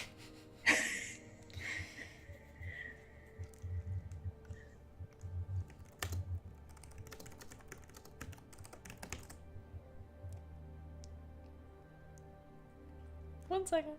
Yep. The halfling speaks up next. Kit Goldengel. You see, this halfling is male. He's got black hair. I also forgot to mention, at this time you do notice he is missing one eye. His left one.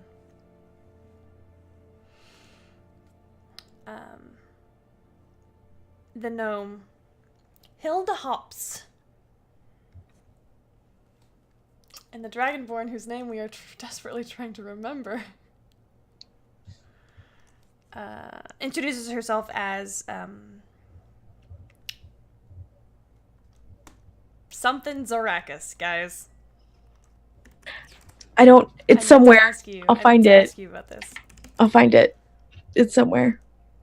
Thorakis Zorakis. Thorakis Zorakis.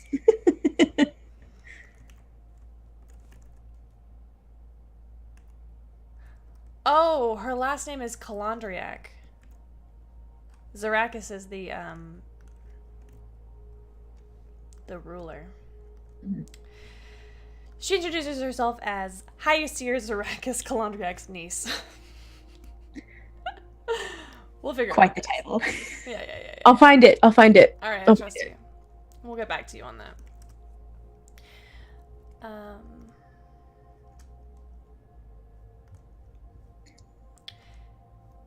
Xanalor nods to you.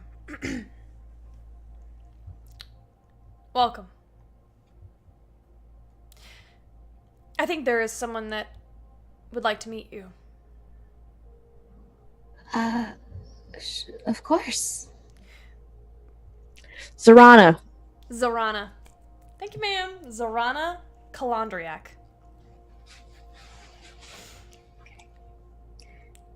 Bring our record keeper. Bring Watcher Doran. Or Keeper Doran. There's some brief quiet. While that happens, I assume you know what you are, Miss Kelly. Yes, a keeper. And what does that mean? I was hoping you could tell me. I realize that it's a matter of keeping the Divine Gate closed and protected. But that's the only knowledge I have.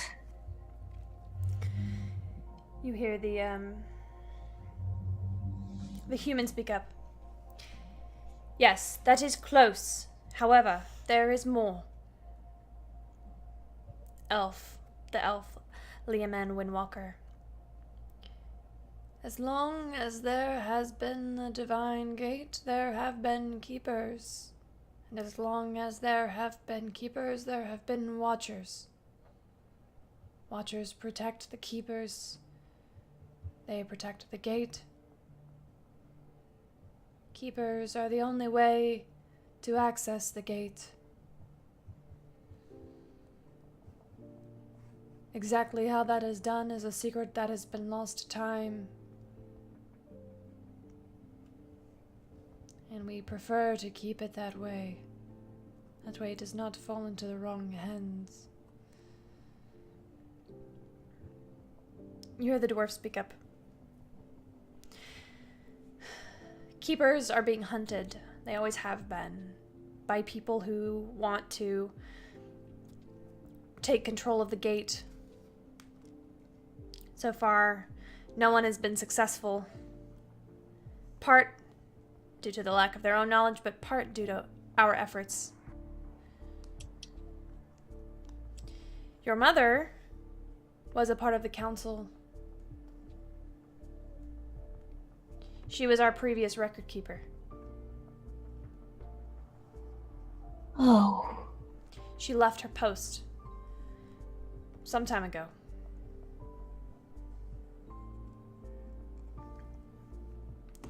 The gnome pipes up Hilda. She looks to be about in her late 70s. But We do have someone here who is a suitable replacement. Please welcome record keeper Doran. Behind you, the door creaks open.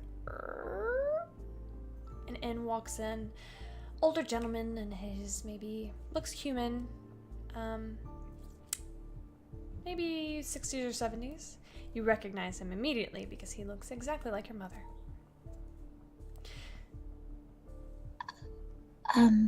This is Doran Wind. What was your last name? I wrote it down. I wrote it down. I have. So good at this. I wrote it down. Windbearer. Windbearer. This is Doran Windbearer. Older brother of your mother. Doran gives you a smile and a brief bow. It's nice to meet you. I've heard a lot about you. The pleasure's mine. You look just like her. Thank you.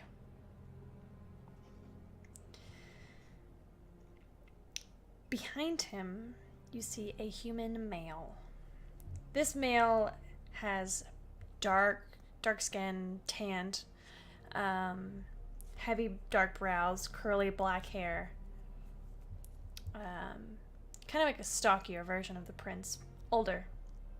Make a history check, see if you recognize who this is. Okay.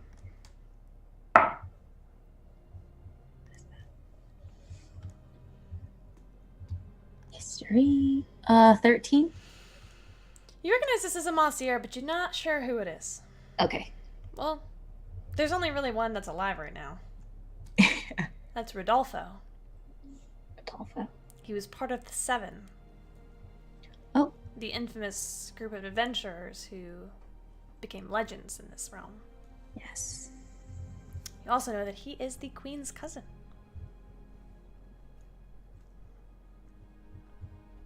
I will bow. No, it's not necessary, thank you. Rodolfo, it's a pleasure to meet you. Pleasure's mine. You see Sloane and one of the other guards kind of slip in behind and are keeping post on either side of the door. So many names to keep straight. Xanalor, the man you now know to be Kesra's father, stands. Deirdre, on behalf of the Covenant, I welcome you. We do not have a current council leader, and Akira unfortunately met his untimely demise at the hands of devils. I see. I'm sorry. He was a great friend to all of us. We are still investigating his death. You know, Xanalor gives a look around the room.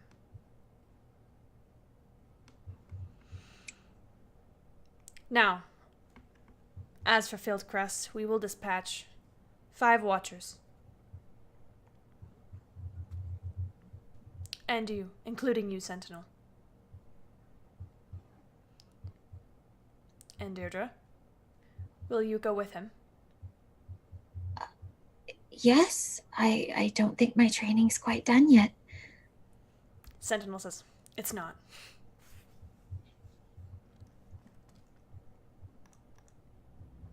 Do you have any questions? Oh, a lot more than I walked in with. Well. Ask away. Oh, okay. We'll start with the ones that I already had.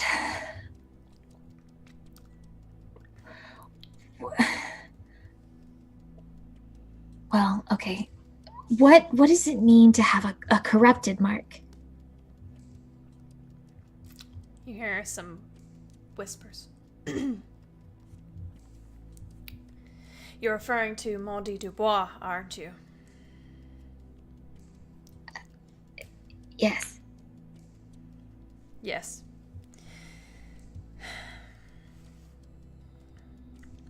The Dragonborn You see, you notice there's a few people who seem... This is a very controversial topic here. You see the Dragonborn shaking her head. Her fists are kind of steaming, you notice, and they are almost like lighting up as she keeps her hands on the table.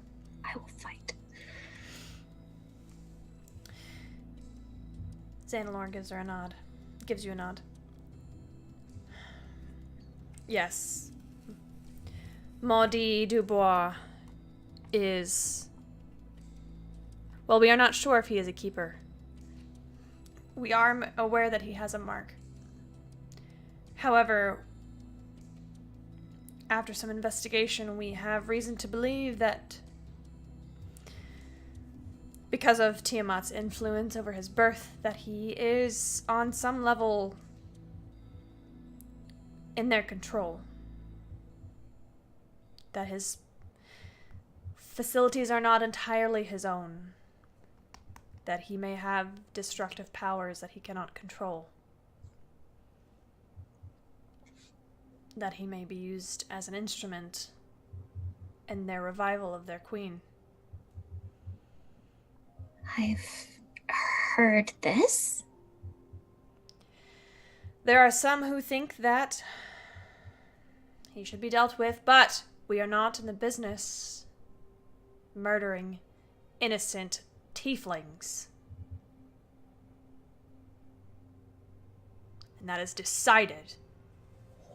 I stand up very straight and, like, just, I'm in complete agreement, obviously. You must Duh. You must understand that Maudit represents something that is a massive threat to us. We have never had... Keepers are almost always Aasimar bloodlines. And as a tiefling, well, as being what he is, if the cult of the Dragon Queen is able to use his mark to break the divine gate and summon their queen, she would rule the divine plane. Or she would rule the primaterial plane. Is there a way to negate it without hurting him? We have not discovered a way to remove someone's ability or someone's inherent... They're born with it. Cannot be removed. I see.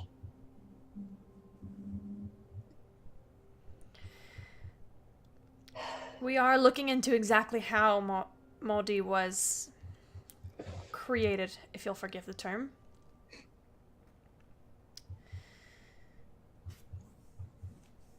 We do not have all of the answers.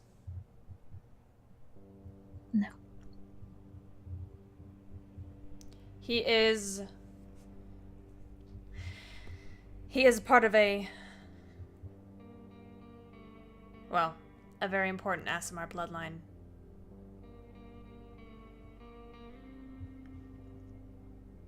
But we have not been able to locate Theophania Runebreaker. I see.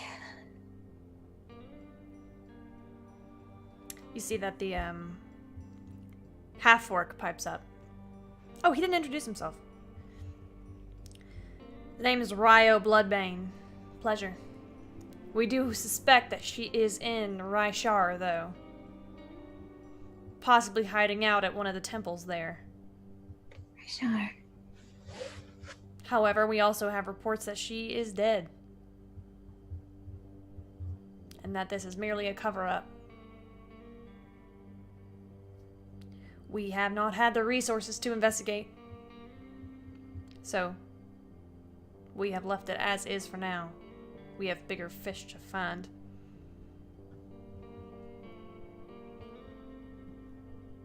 I understand.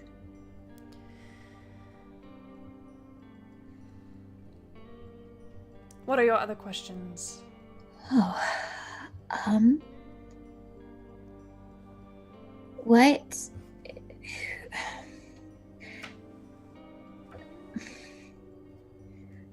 This was more confusing to me. Why was sentinels sent away. He didn't know about the marks. He didn't know about any of it. It seems a bit strange. Xanalor nods again.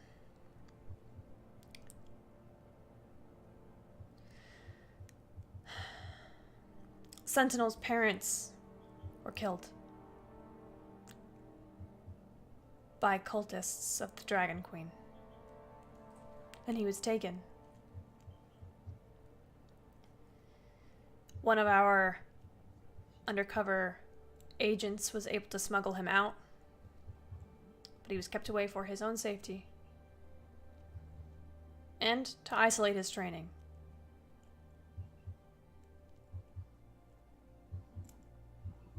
Makes sense. It was more of a curiosity. Besides, Sentinel does not have the ability to identify marks. We tried. Sentinel gives like a nod.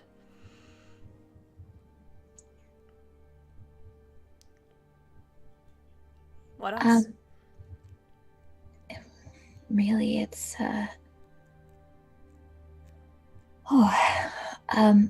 what happens if there's not a full council? You're missing an Aasimar. We are, and we are looking for a replacement. Should you join us, you would have the chance to represent your race. Oh, I did not mean that for me. It was more, again, curiosity.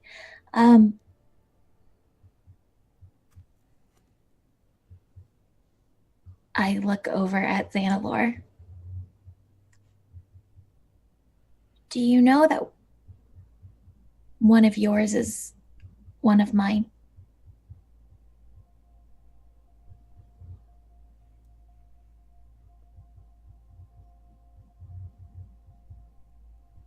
What's the meaning of this? Xanalor shakes his head. No worries. You see that this question is kind of, for those aside from the two of you, has created some tension, some curiosity.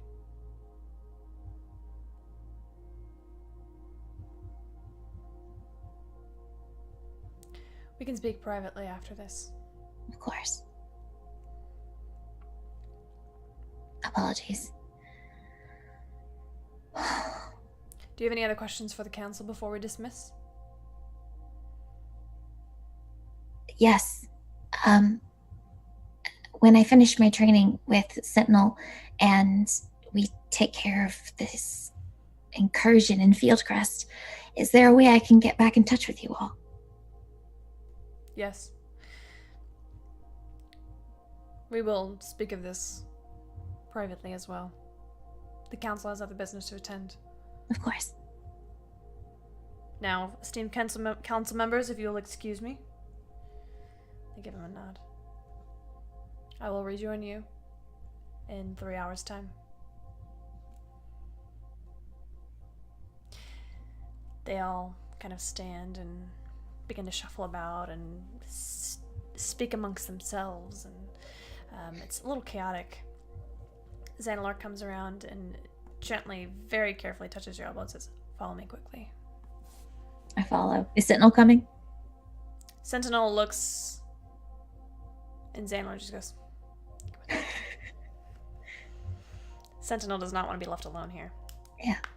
I will actually reach out for his hand and I'll bring him along. He pulls you into a quiet room and closes the door behind you, and instantly kind of the chaos of the council fades away. You'll have to forgive me, there's some petty politics. There always is. Yes. I am aware that one of mine is one of yours. How is she? Angry. Bitter. It's fair. She doesn't know who she is, and she says it doesn't bother her, but I think it does. There's a reason I've stayed away. I've kept an eye on her whole life, of course, but I've never attempted to intervene. She's better off without my influence. I think if you had met her when she was younger, she might have disagreed with you. I did meet her when she was younger. I met her in many faces. I've worn many names. Her carpenter master, it was me.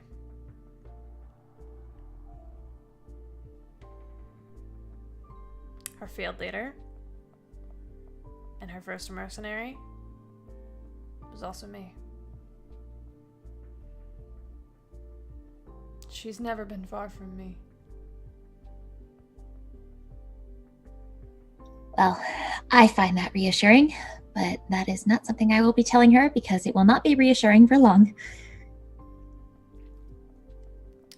How fare the rest of your party? Moldy, Leona. They're okay as far as I know. Oh, I forgot to ask something. Sorry. Yes, we're getting our feet underneath us. We're doing better. It's been a rough go.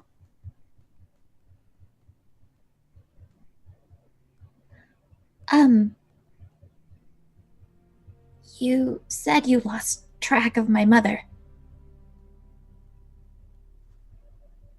Yes. Did you ever find her? I think we perhaps had a miscommunication that it is Theophania Runebringer that we have lost. I see. But we have, the last we heard, your mother was with the Silence. She's not.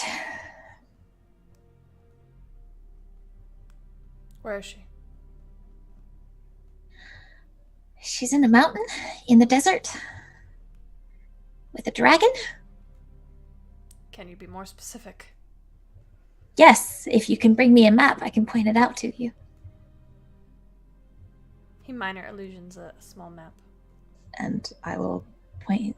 She's somewhere in this area. It was a red dragon. I didn't see. How do you know it's a red dragon?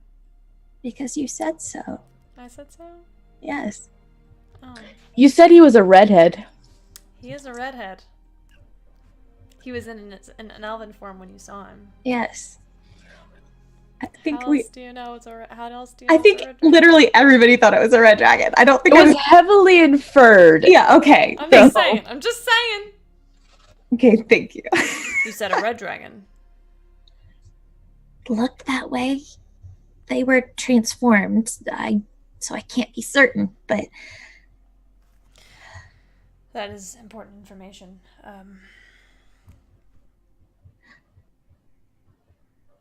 Deirdre, yes. Asimars are being hunted. Every day. I've been told. You've been told, you've seen it. Firsthand. They've come for you. Yes. Multiple times.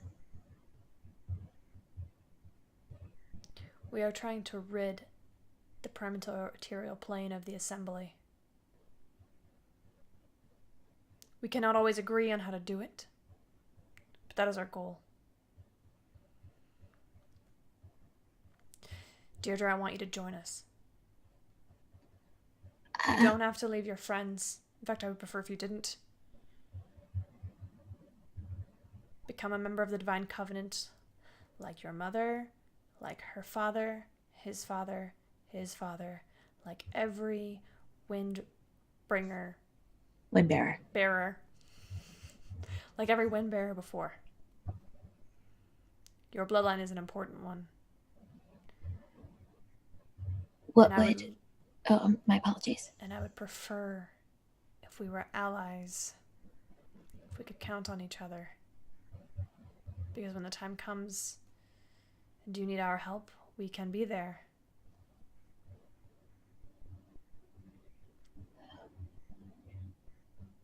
If I decided to do this, what would my responsibilities be?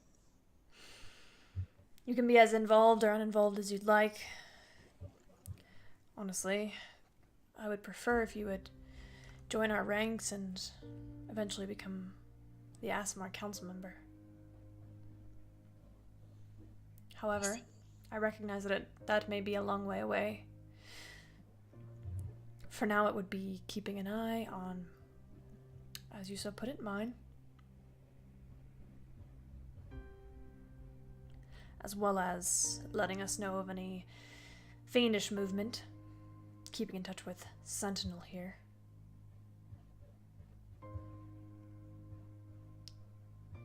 Coming if we call you. Within a reasonable time frame. We here work to keep what is most sacred from ever being torn down. You, correct me if I'm wrong, but you've had your fair experience with immortals meddling in the lives of mortals. Yes. Feywild is a place where the primal ban is complicated, where mortals and immortals can mingle.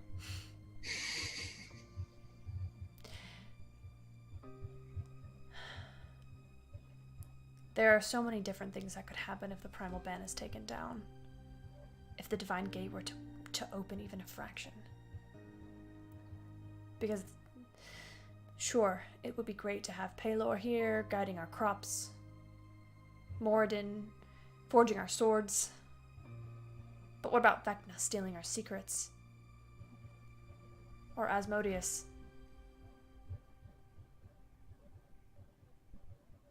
Or Tiamat herself? Yes, it is important that we keep them all at bay. I agree. Are there any limitations Things to my join? Things that you cannot do if you join? Yes.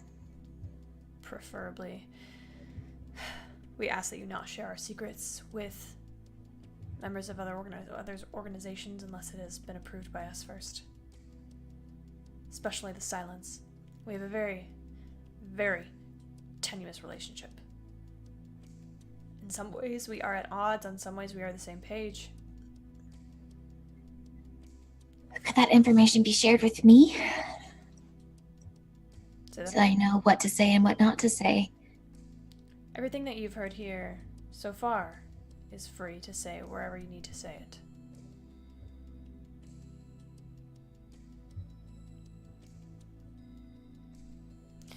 You might, if you know that I am Kesra's father, then you might know who her mother is. I have an idea. I know her face. Venvir serves as the leader of the Silence. She and I were married. We worked together on this assignment of protecting the Primal Gate. Primal Ban. That is how we met.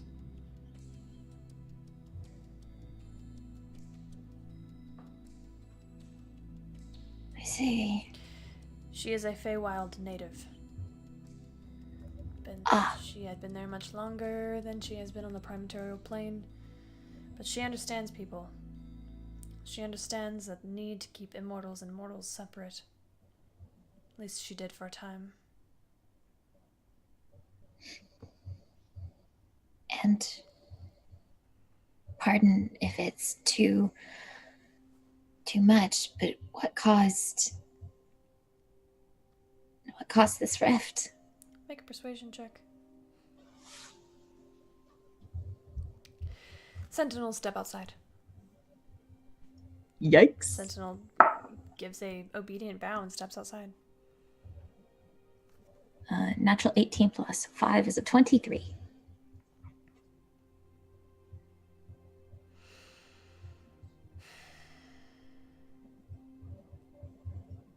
We have 3 children. Venvir and I.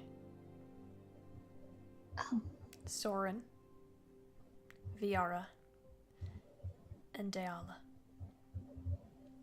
and which one? Viara. I see. And Soren is your son. Yes. He's a good man. He is.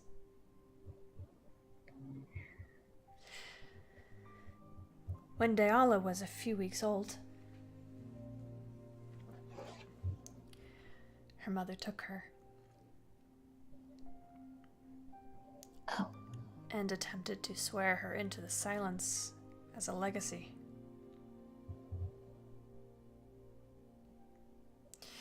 The Silence is a very strange organization, and there are ways that you can get into the inner council quicker. One of the ways is to have legacy. But Grooming her, then. Yes. This mark, should she have completed it, would have marked Deala for the rest of her life.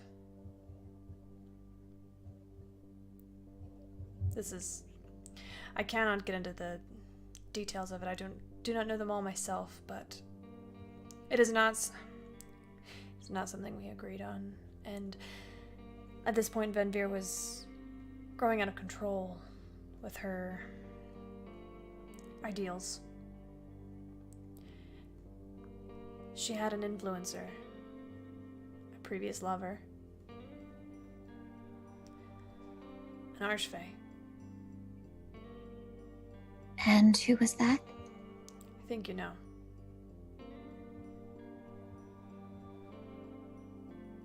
I see.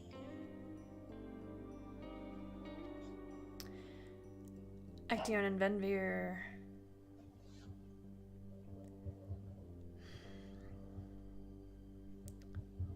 well, it never ended, really. And she was heavily under his influence. Actaeon is cursed. Was cursed, and would have done anything to break that curse, and he thought that my children were the way to make that happen. Oh.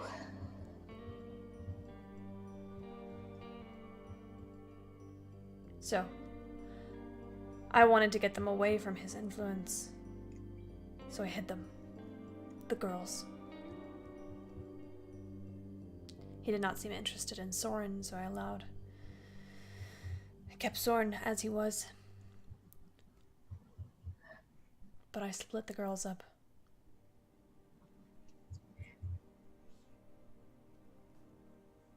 It was a wise thing to do. He always was very determined. He worked with the Divine Covenant, you know. Actaeon, he worked very closely with us. There was a prophecy that a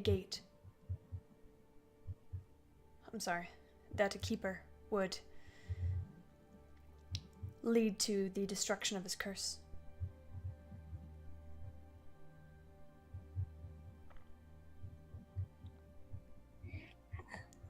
How much of my background do you know?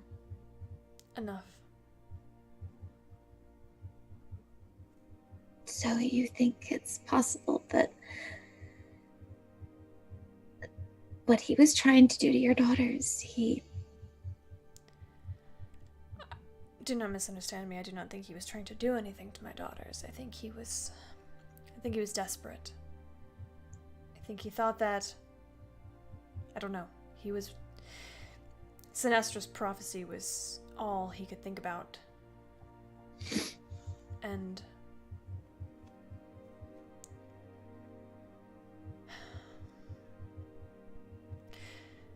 you made for an easy target because you were not under our protection because of your mother's exodus. Yes. Do not mean to say that his feelings were not true.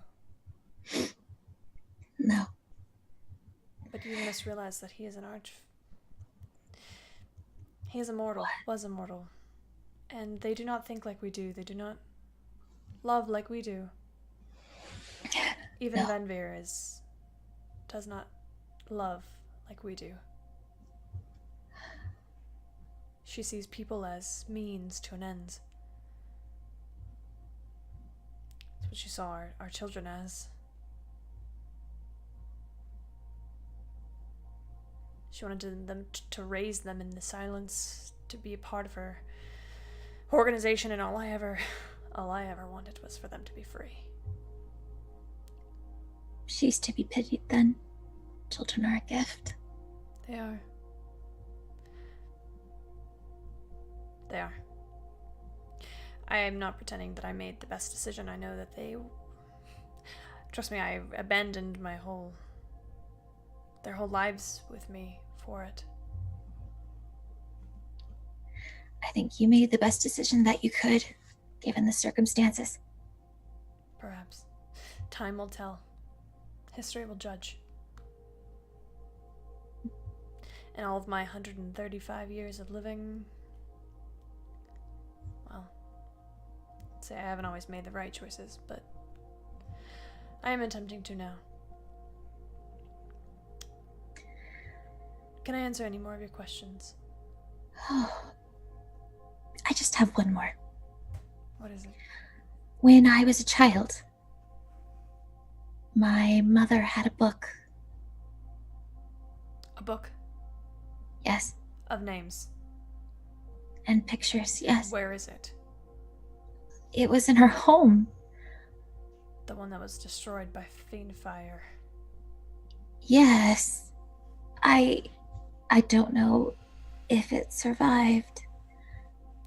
Or if it did, where it's gone. I went back and... Well, if you know my history, then you know that, that I've essentially been erased from the town. That book was an artifact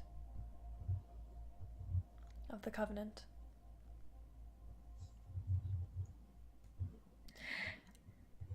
Why would my mother take it? She was our record keeper. It was hers.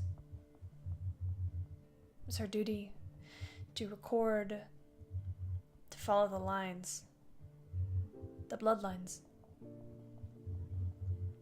I see.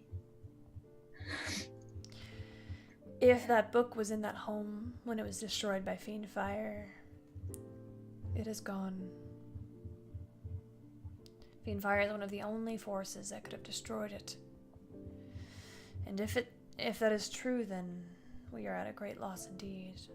That is centuries of history there. I remember the pictures so vividly. Perhaps one day we can sit down with Doran and you can extract the memories and he can make copies. I didn't know my mother had any family. That I had anything beyond my parents. Doran also had a family. Had. I see. Cultists of Tiamat. His wife and his 3 children. They were infants.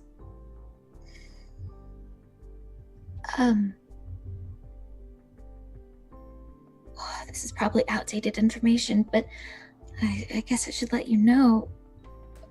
When I first met Kesra and Leona and Monty, we were leaving, heading towards Azmorin.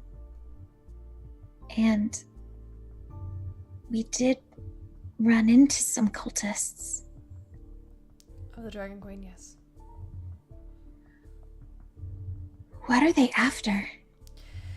They want to raise Tiamat from the Nine Hells and bring her to the Primatorial Plane. They believe it will stop the When a chromatic dragon dies, they go to the hells Right. to suffer eternal torture. They think that by resurrecting Tiamat, by pulling her from Avernus, that this will end. I see. They think that one of the ways that they can try to do that is with a gate. Ah, okay. They think that by having their own keeper. Theophania was kidnapped by Zephaliar. She was part of an adventuring party who ended up in his lair. He slew them all and saved her. Spared her. Saved is not appropriate. He kept her. Because of her mark. Because he saw her as valuable, he did not know of her mark yet. But she started to speak about her time here and the Covenant. After some time, he began to realize how important she was. And he brought her to Avernus. Convinced her by some means to join them, to join the cult. Together they hatched a plan to create, from the Runebringer bloodline, from Zephaliar's bloodline, their own keeper.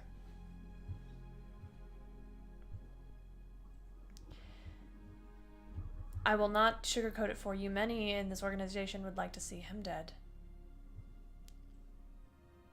They won't touch him. It is not, we make decisions as a council, and so far as a council we have agreed. We take no action against him. However, if he starts to ally himself with the cult, I will not be able to stop them.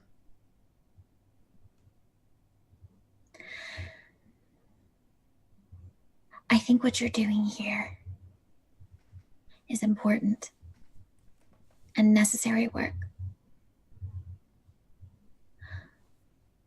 I will join you on the condition that Mondi is not touched.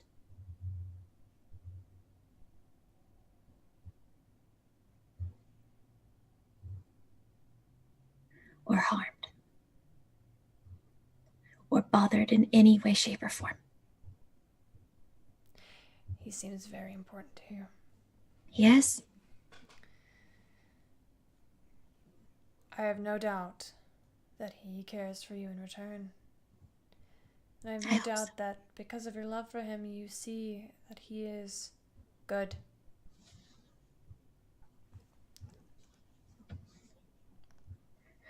I saw that good in Venvir.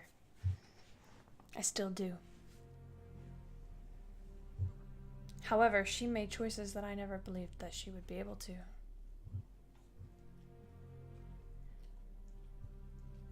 Listen. I understand that you care for him, but if he joins the cult of the Dragon Queen... Then no. I will take care of him personally.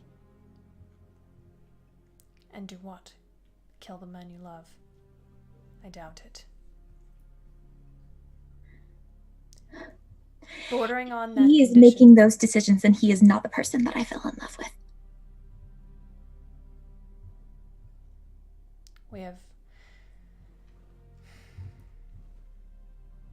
We will warn you.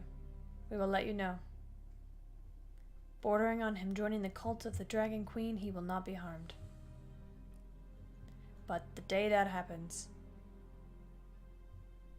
it will not be within my power to make any promises. I don't ask for promises.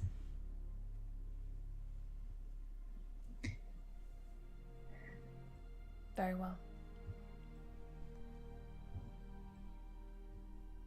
Then I will join you.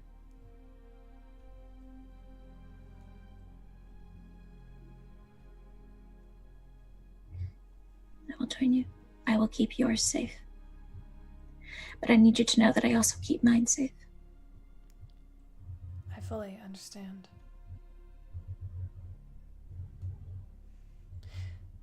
Between you and me, you put that as a priority. I think so too.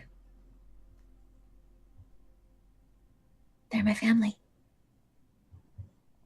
Very well.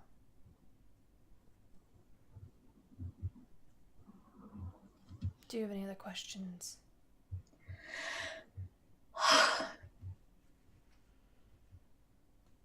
Is there anything I need to do formally? Yes, we will have an initiation shortly, presently. I will reconvene council. We will read you in.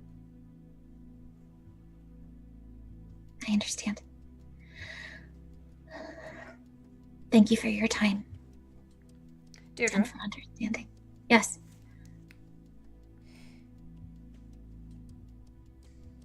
before you are initiated, I should warn you that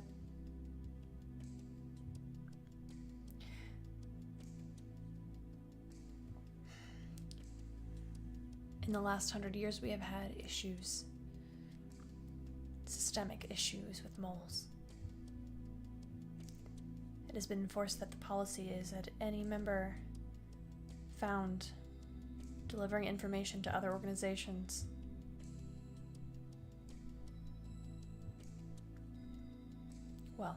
will no longer be able to do so. I would imagine nothing less. This Although I'm means- surprised it's taken you, the group, so long to weed them out. Well, the last 100 years, things have shifted. The silence was not always as it is now. In fact, the Silence and the Covenant used to be sister organizations, and I mean that quite literally. They were founded by sisters. I see. A warlock and a cleric. Daughters of the first keeper. Ah, I remember. Yes. Now, we will read you in presently. Presently? Presently. Presently?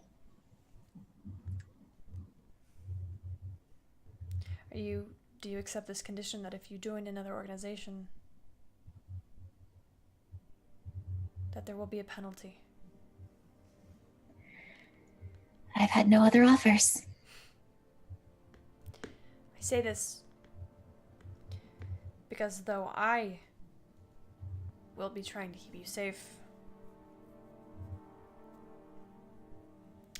there are many factions of the Covenant. Subgroups, if you will. And they are bound to our laws.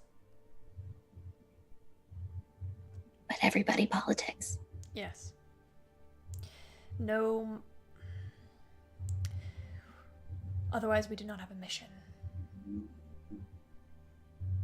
I understand. There are those that you can trust.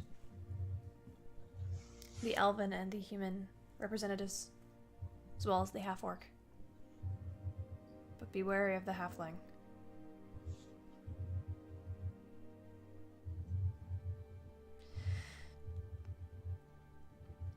There are a few watchers as well that you should know about. All right. Boros, he's a druid. He's in the he's around the Wolfcrest region. Okay. Rodolfo Melcier is a sworn watcher as well. His wife, Rhea Runebringer, is the last of her line. She is a keeper. I see. Now, Sloane will show you out. She will show you where to wait. Sure. Is Sentinel allowed to come with me? Of course. Thank you. Are you amiable to him being your official mentor within the Covenant? Everyone has one. Yes, absolutely. Perhaps you will meet his mentor, Raven, sometime. I've heard stories. Very well. That is all for now.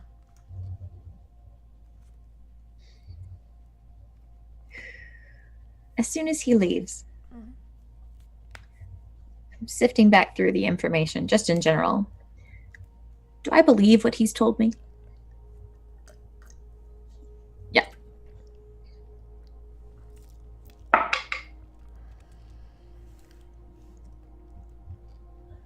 Insight is a 16. He's hard to read, but generally speaking, he seems to be earnest.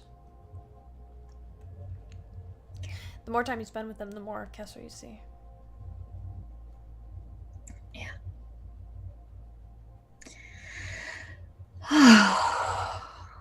I go to Sentinel. I'm just like rubbing my face. That was so much. Just Are you oh, okay? there's so much. I've been better. I've learned some good things about people, and I've learned some not good things.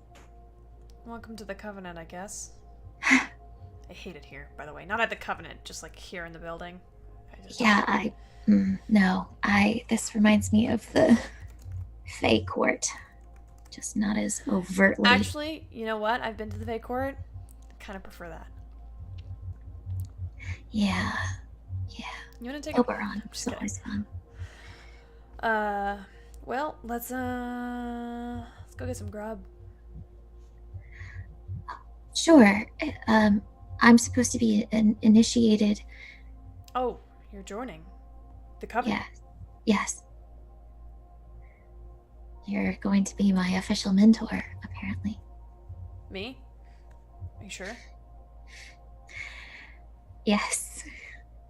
There's no one else I'd rather sit in the hollow of a tree with, drinking elderberry wine. Okay.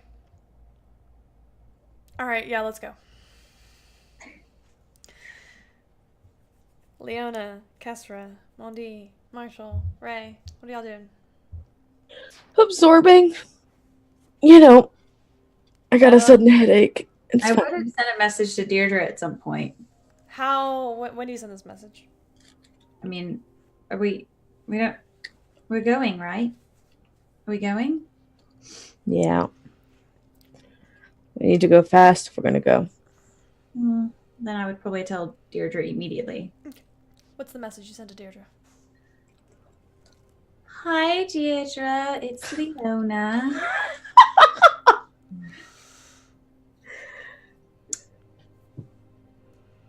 So we're going to make a trip to Fieldcrest.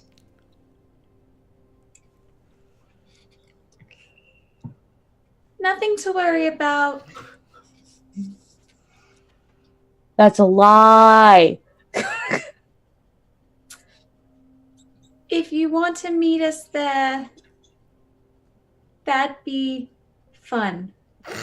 You're really bad at these. On the contrary, I'm very good at these.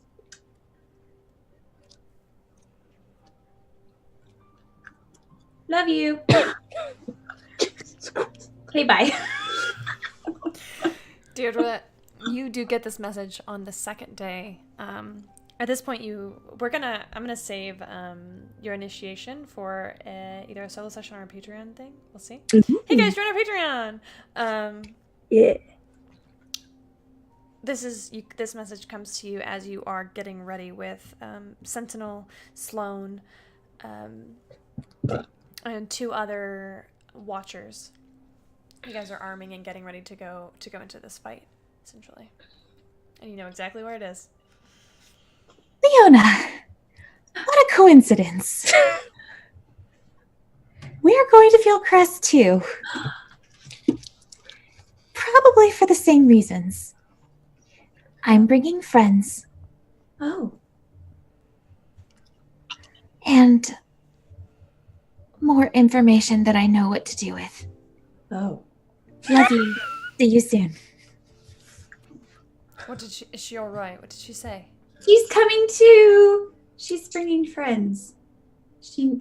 I think she knows what's going on. How? I don't know. She also said she has a lot of information. I don't know who she's been talking to. I don't know what secret Sentinel has, but she makes it sound like a lot of information. But that means we'll get to see us soon. Yeah. And she's bringing friends, so maybe 12 dragons won't be that scared. Or Dragons? That's a different. That was not a Leona mistake. That was Mindy listening to hearing about dragons for 30 minutes. That was what that was. That was not Leona. Devils. It starts with a D. It's fine. It's the same thing. Devils. So we'll have some help. We should probably bring our own friends. Do you have friends? We do. I don't know if I know anybody from corridor to barracks that would join us, but Blondie probably would. You should ask him. Yeah. I don't know if you want to go to Devils again, but some people are crazy. He's crazy. You might want to come along. I don't know. You should ask him, though. Who else can we ask? We should probably decide very quickly and get to move on as fast as possible. Yeah, we need to be gone by the end of the day. Aye.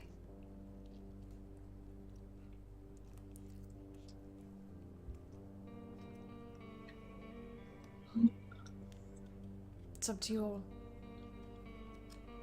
I mean, I don't even know how to get in contact with Zippy, Punchy, Zippy, whoever she was. Punchy, Valwyn.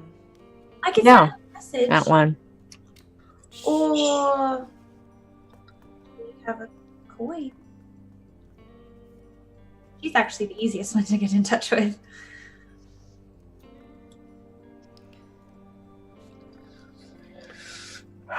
I have a favor I might be able to call in if we are desperate. Are we desperate? I don't know if we're desperate yet. There'll be what? If Blondie comes with, there'll be 7 of us. 8 if we get the monk. And then we've got Sparkles and what's his nuts. And then whoever. Sentinel, and then Right. Ring. At that point, we'll should number mostly equal. I mean, Biceps over here can probably take out the Horned Devils on his own. Seeing what I saw, does it feel like we might be okay with the number that we have? Or should we call in the favor? Based on what I saw. I can't tell you. That's for you to decide. I do have a question though. What's up? Would I be able to know what she saw by her description? Yeah, you could relay the information.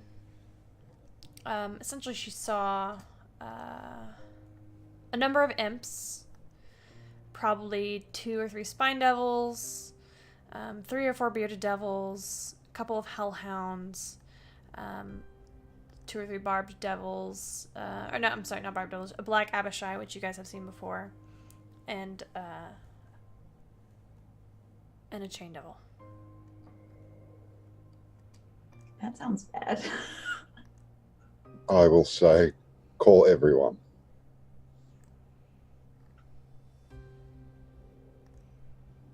Everyone. Every bloody one.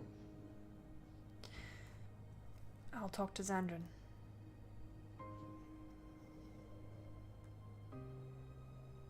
We need to move soon.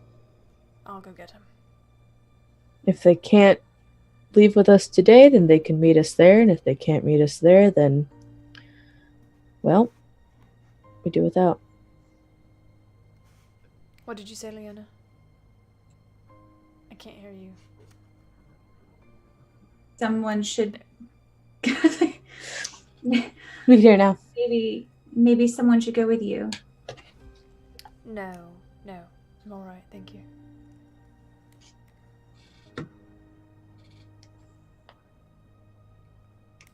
I'll be back. You all start to get ready. I'll meet you back here in a few hours. I'm gonna cast sending. Right where you are, or are you gonna? No, I'm gonna go outside, and I feel as though Sentinel and I had a bit of a moment there. You know. Yeah, sure. Yeah, sure. hearing what Leona said, I'm going to just basically send to Sentinel. Okay. Dozen Devils, Field Crest, we're leaving.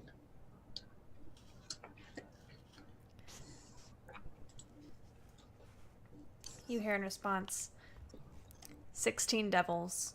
We're on the way too.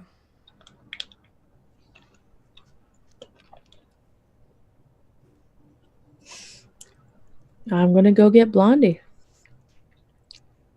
Are Kessera and Ray walking in the same direction? No. Ish for a little bit. For a minute, yeah. Yeah.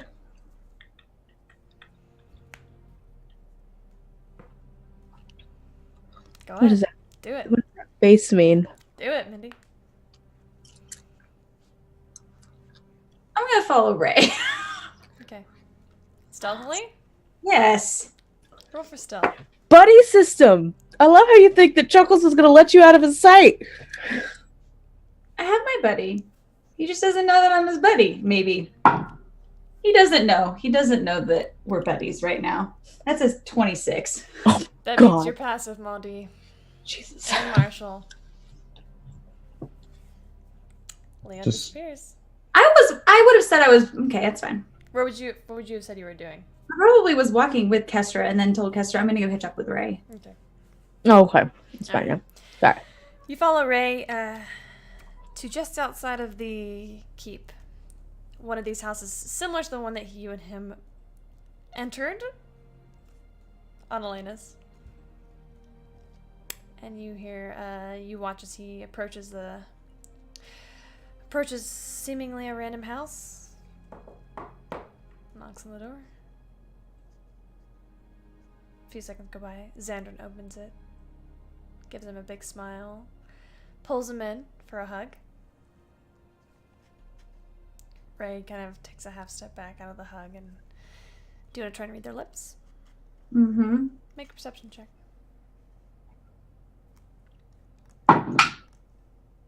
18. Okay. You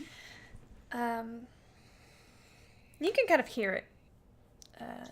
Ray says, Xandrin,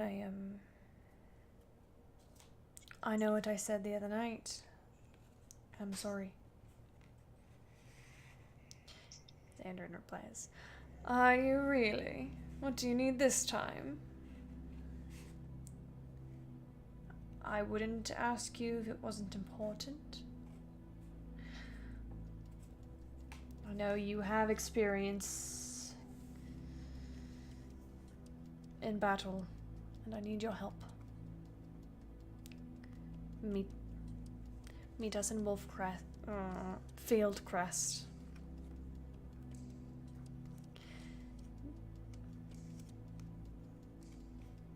What's in it for me?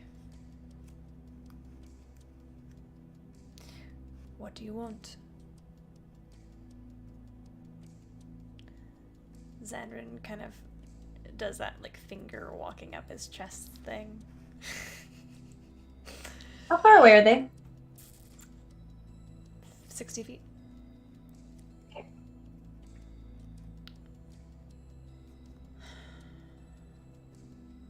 Xandrin, we've talked about this. At least just come inside for a cup of tea, will you? Can I try to get a little closer? Yeah, you can. Make another stealth check. With advantage because you're already hidden. Okay. I rolled a 19 twice again, so same. 20 whatever. Okay. 26. Keep in mind it's still of course dark outside, so you're able to kind of sneak up a little closer. You get within 30 feet. Just as you hear Ray give a big sigh. Just tea, sure. I'm going to use Thaumaturgy to slam the door shut. Or swing it open. Whichever one. Okay, swing it open would work better. Boom! Boom! Oops, sorry guys. And then a second later, I will slam it shut. Because Well, it was already... So Xandrin is standing in the doorway. Oh, okay, great. Then I'll just... So as you go to shut it, it's gonna hit him in the back. Ooh, okay. Okay. Okay. It's not a very forceful thing. He stumbles forward. What the hell? And they both look around. One of them sees you. Xandrin says, "What the bloody hell was that, Ray?" And he says, "I don't know. We should probably go inside, though."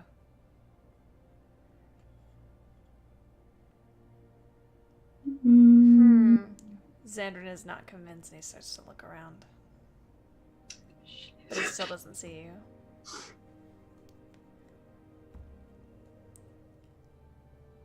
Were you followed? I would know if I was followed. Look, we need your help. Alright? I need your help.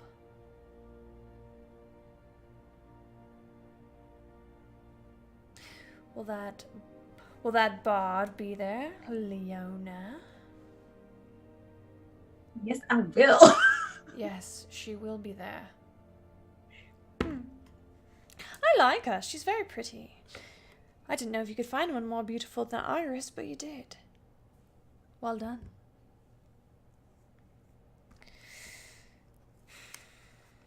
Xandrin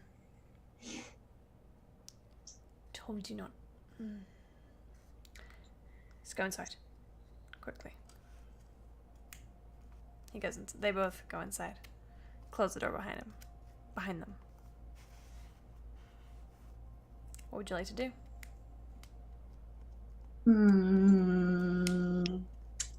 Can I play a little tune on my lute and Okay. cast invisibility on myself? Sure. Don't know why I didn't do that sooner. It's fine. Sure.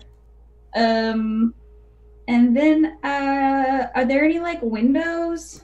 Yeah, plenty. Hmm. Would you like to sneak in one? That seems like a bad idea. I mean, he went in the dang house, so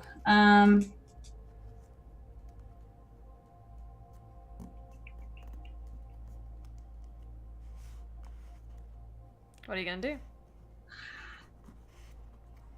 is there any way I can like do I see them? Is there any way to Make like a perception check. that one wasn't as good. 17.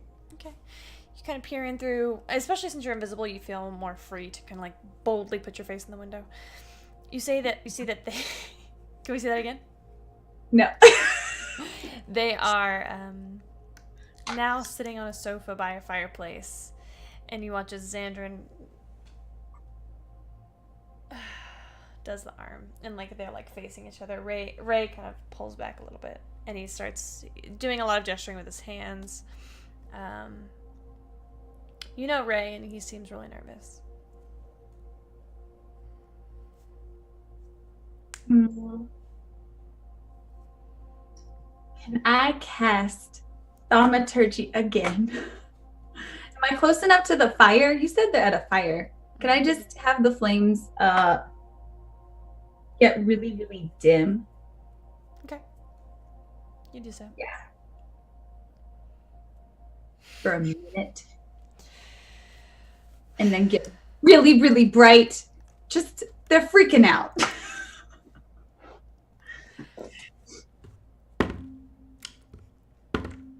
Once again, Xandrin does not seem to notice, but Ray does. You see his face kind of his dark tanned face kind of flush. And you see him kind of like start to shake his head and pull away. You see Xandrin grab him, but it's not very forceful. It's just kind of like a getting his attention by the hand. And for the first time, you see a genuine look on Xandrin's face. You normally see him as this very gregarious, very outgoing kind of personality, and for the first time you see a look of real concern. and you think you see the words, "I love you."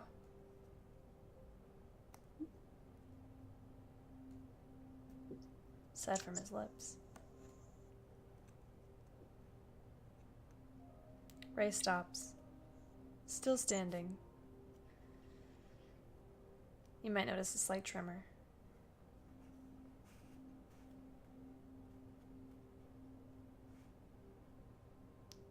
And then he pulls away.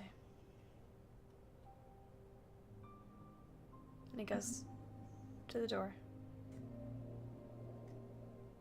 And the front door opens. And it slams shut.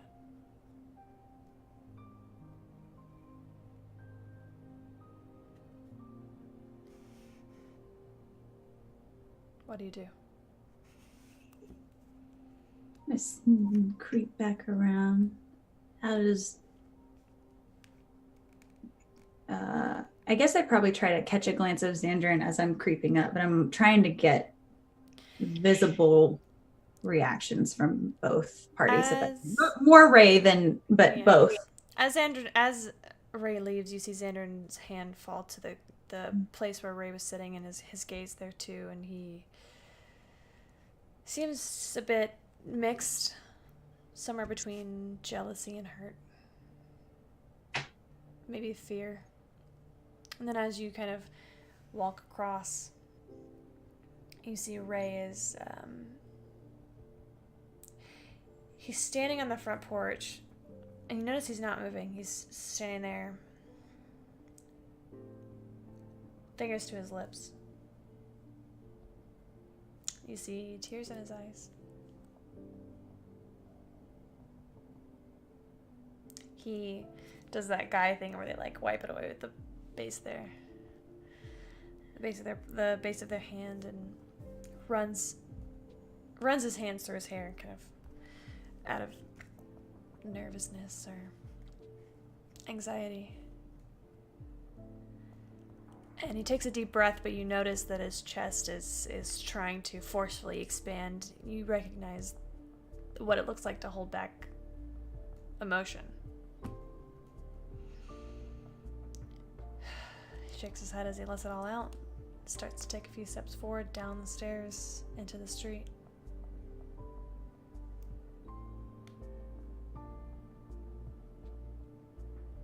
What do you do?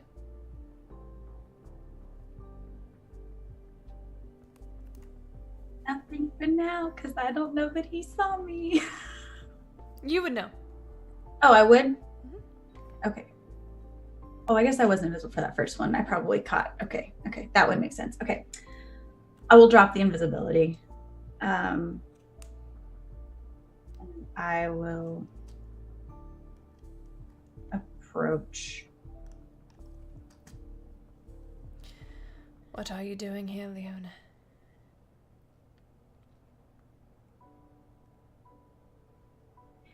Based on our prior conversation about Xandrin, I wanted to make sure you were okay. I'm fine.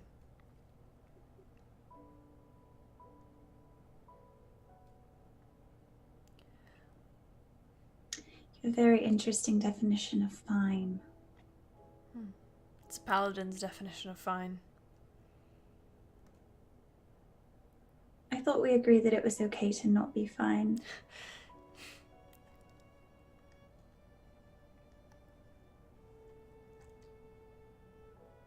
Yeah, you're right, I'm not. But we have something more important to worry about than that.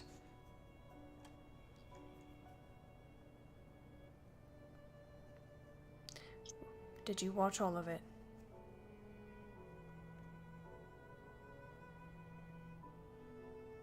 Why?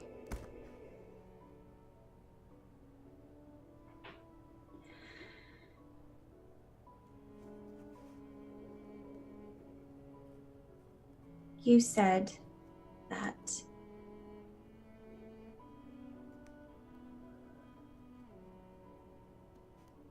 Xandrin, your relationship with him was go. Was what? Very much touch or go. Very much so. You want what you want until you have it, and then you don't want it anymore, which sounds very much like a game. And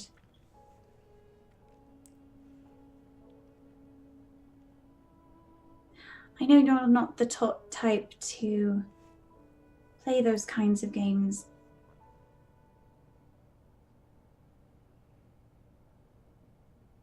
I just wanted to make sure you're okay.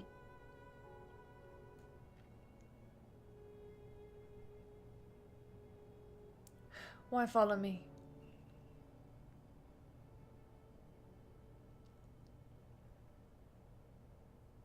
What do you mean? Why did you follow me? Because I was worried.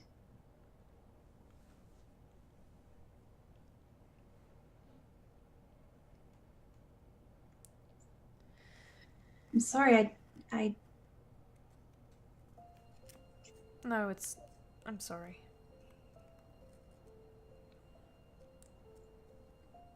I'm sorry. Come on, let's go back to the tavern.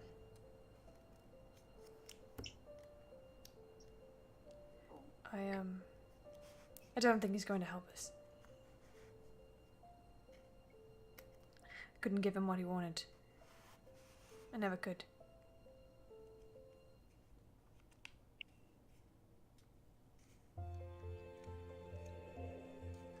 Come on, let's go. We'll walk back with him.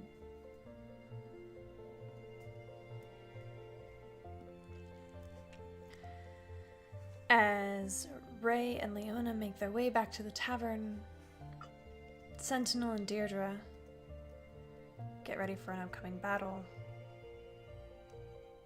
That is where we are going to leave off on this session. The very first thing that I would like to do is give a shout out to our warm and fuzzy patrons. Yeah. These patrons have subscribed to our Patreon at a tier that gives them shout outs. The first is Cyberwolf. Thank you, Cyberwolf. Thanks, Chris, man. The second is Chris J. You're gonna have to teach me how to pronounce your last name one day. Thank you, Chris J. And last but not least, our very own Belle Chavez. Woo! We love you guys. By being a warm and fuzzy patron, you are allowing us to make more of what we love. In fact, tonight I will be posting it. Probably tomorrow. Tonight I will hopefully be posting a lore leak. I would love your suggestions on what to post next. So come to our Discord and hop in and make a request. If you want to become a patron, but you don't want to sign up for all this stuff, at least join our $1 tier. It's only $1 a month, and you can get lore leaks and access to photos and some other fun stuff, and you get to vote on things. When we reach 25 patrons, we will have Squirrel Curls make an art piece for us of an illustration that all of our patrons will vote for, of what they want illustrated. Just a heads up, we are going to Gen Con. Woo! As Open for Adventure. It's very exciting because we will be recording a session. We will not be able to live stream it, unfortunately, due to technical difficulties, because F that. However, it's going to be a really good time. And I'm super excited. Yeah. We're going to have some cosplaying going on. Everybody's gonna be cosplayed as a character. Maybe I'll put it up to a vote to the Patreons who I cosplay as. Oh, Kiyu is up there. Yeah. Annalena, maybe. We'll see. Anyway. What else? Oh, and we're gonna be giving away... Oh, go ahead, Kate. Okay. We're actually going to have merch that we're going to give away at Gen Con. Woo! We have cards that are shiny and metallic, and we actually also have drawstring bags with the O4A logo on the back of them. Yes. Now, they're going to be limited quantity. So, come find us. It's going to be great. And we'll give you a hug if you want it. Otherwise, we'll give you a high five. Yes. But merch. I give really good high fives, so I am also queen of hugs, so if you like a hug, come find me. yeah, Um, got you covered. I give a nice handshake. I believe it. we were super excited about this. Obviously, it's only 2 months away, so we're actually going to be having an event. I'm having some interesting times getting the events thing coordinated. I have like an event, but I don't know if it's available yet. Anyway, regardless, we will be there. Come and see us. Come and hang out. Come and say hello. Come and meet us. Get some fist bumps and some high fives and some hugs. No telling what other surprises we will. Also, no telling what part of the story we're gonna be in. So maybe we'll have a guest or two. Who knows? You never know. Let's go ahead and sign off. Is that me? Am I first? Yes, ma'am. Every week Yeah. you are first. All right. I used to be last, so I gotta like get used to the swap. Hi, I'm Kate. You can find me on Twitter and everywhere else important at Very Pale Ale.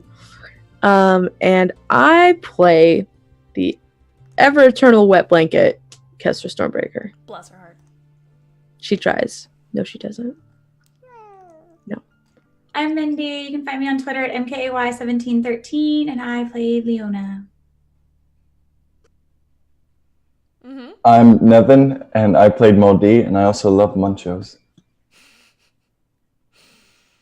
I'm Kate. You can find me on Twitter. Jesus, my brain is everywhere. You can find me on Twitter at KatesD8s. You can find me on Twitch and Discord at Kates and D8s. And I play Deirdre. And my name's Joe. I play self-destructive Tim Marshall. And I'm Camille, your host and Dungeon Master. You can find me on Twitter at CamilleDoesDND. Please also give our channel a follow at Open for Adventure. Also, we would absolutely love it if you could subscribe to this channel. We get it if you can't. However, at least drop into our Discord where you can chat with us, hang out, and keep saying awesome things in the comments. We absolutely love to hear from you. Until next time. Bye. Bye.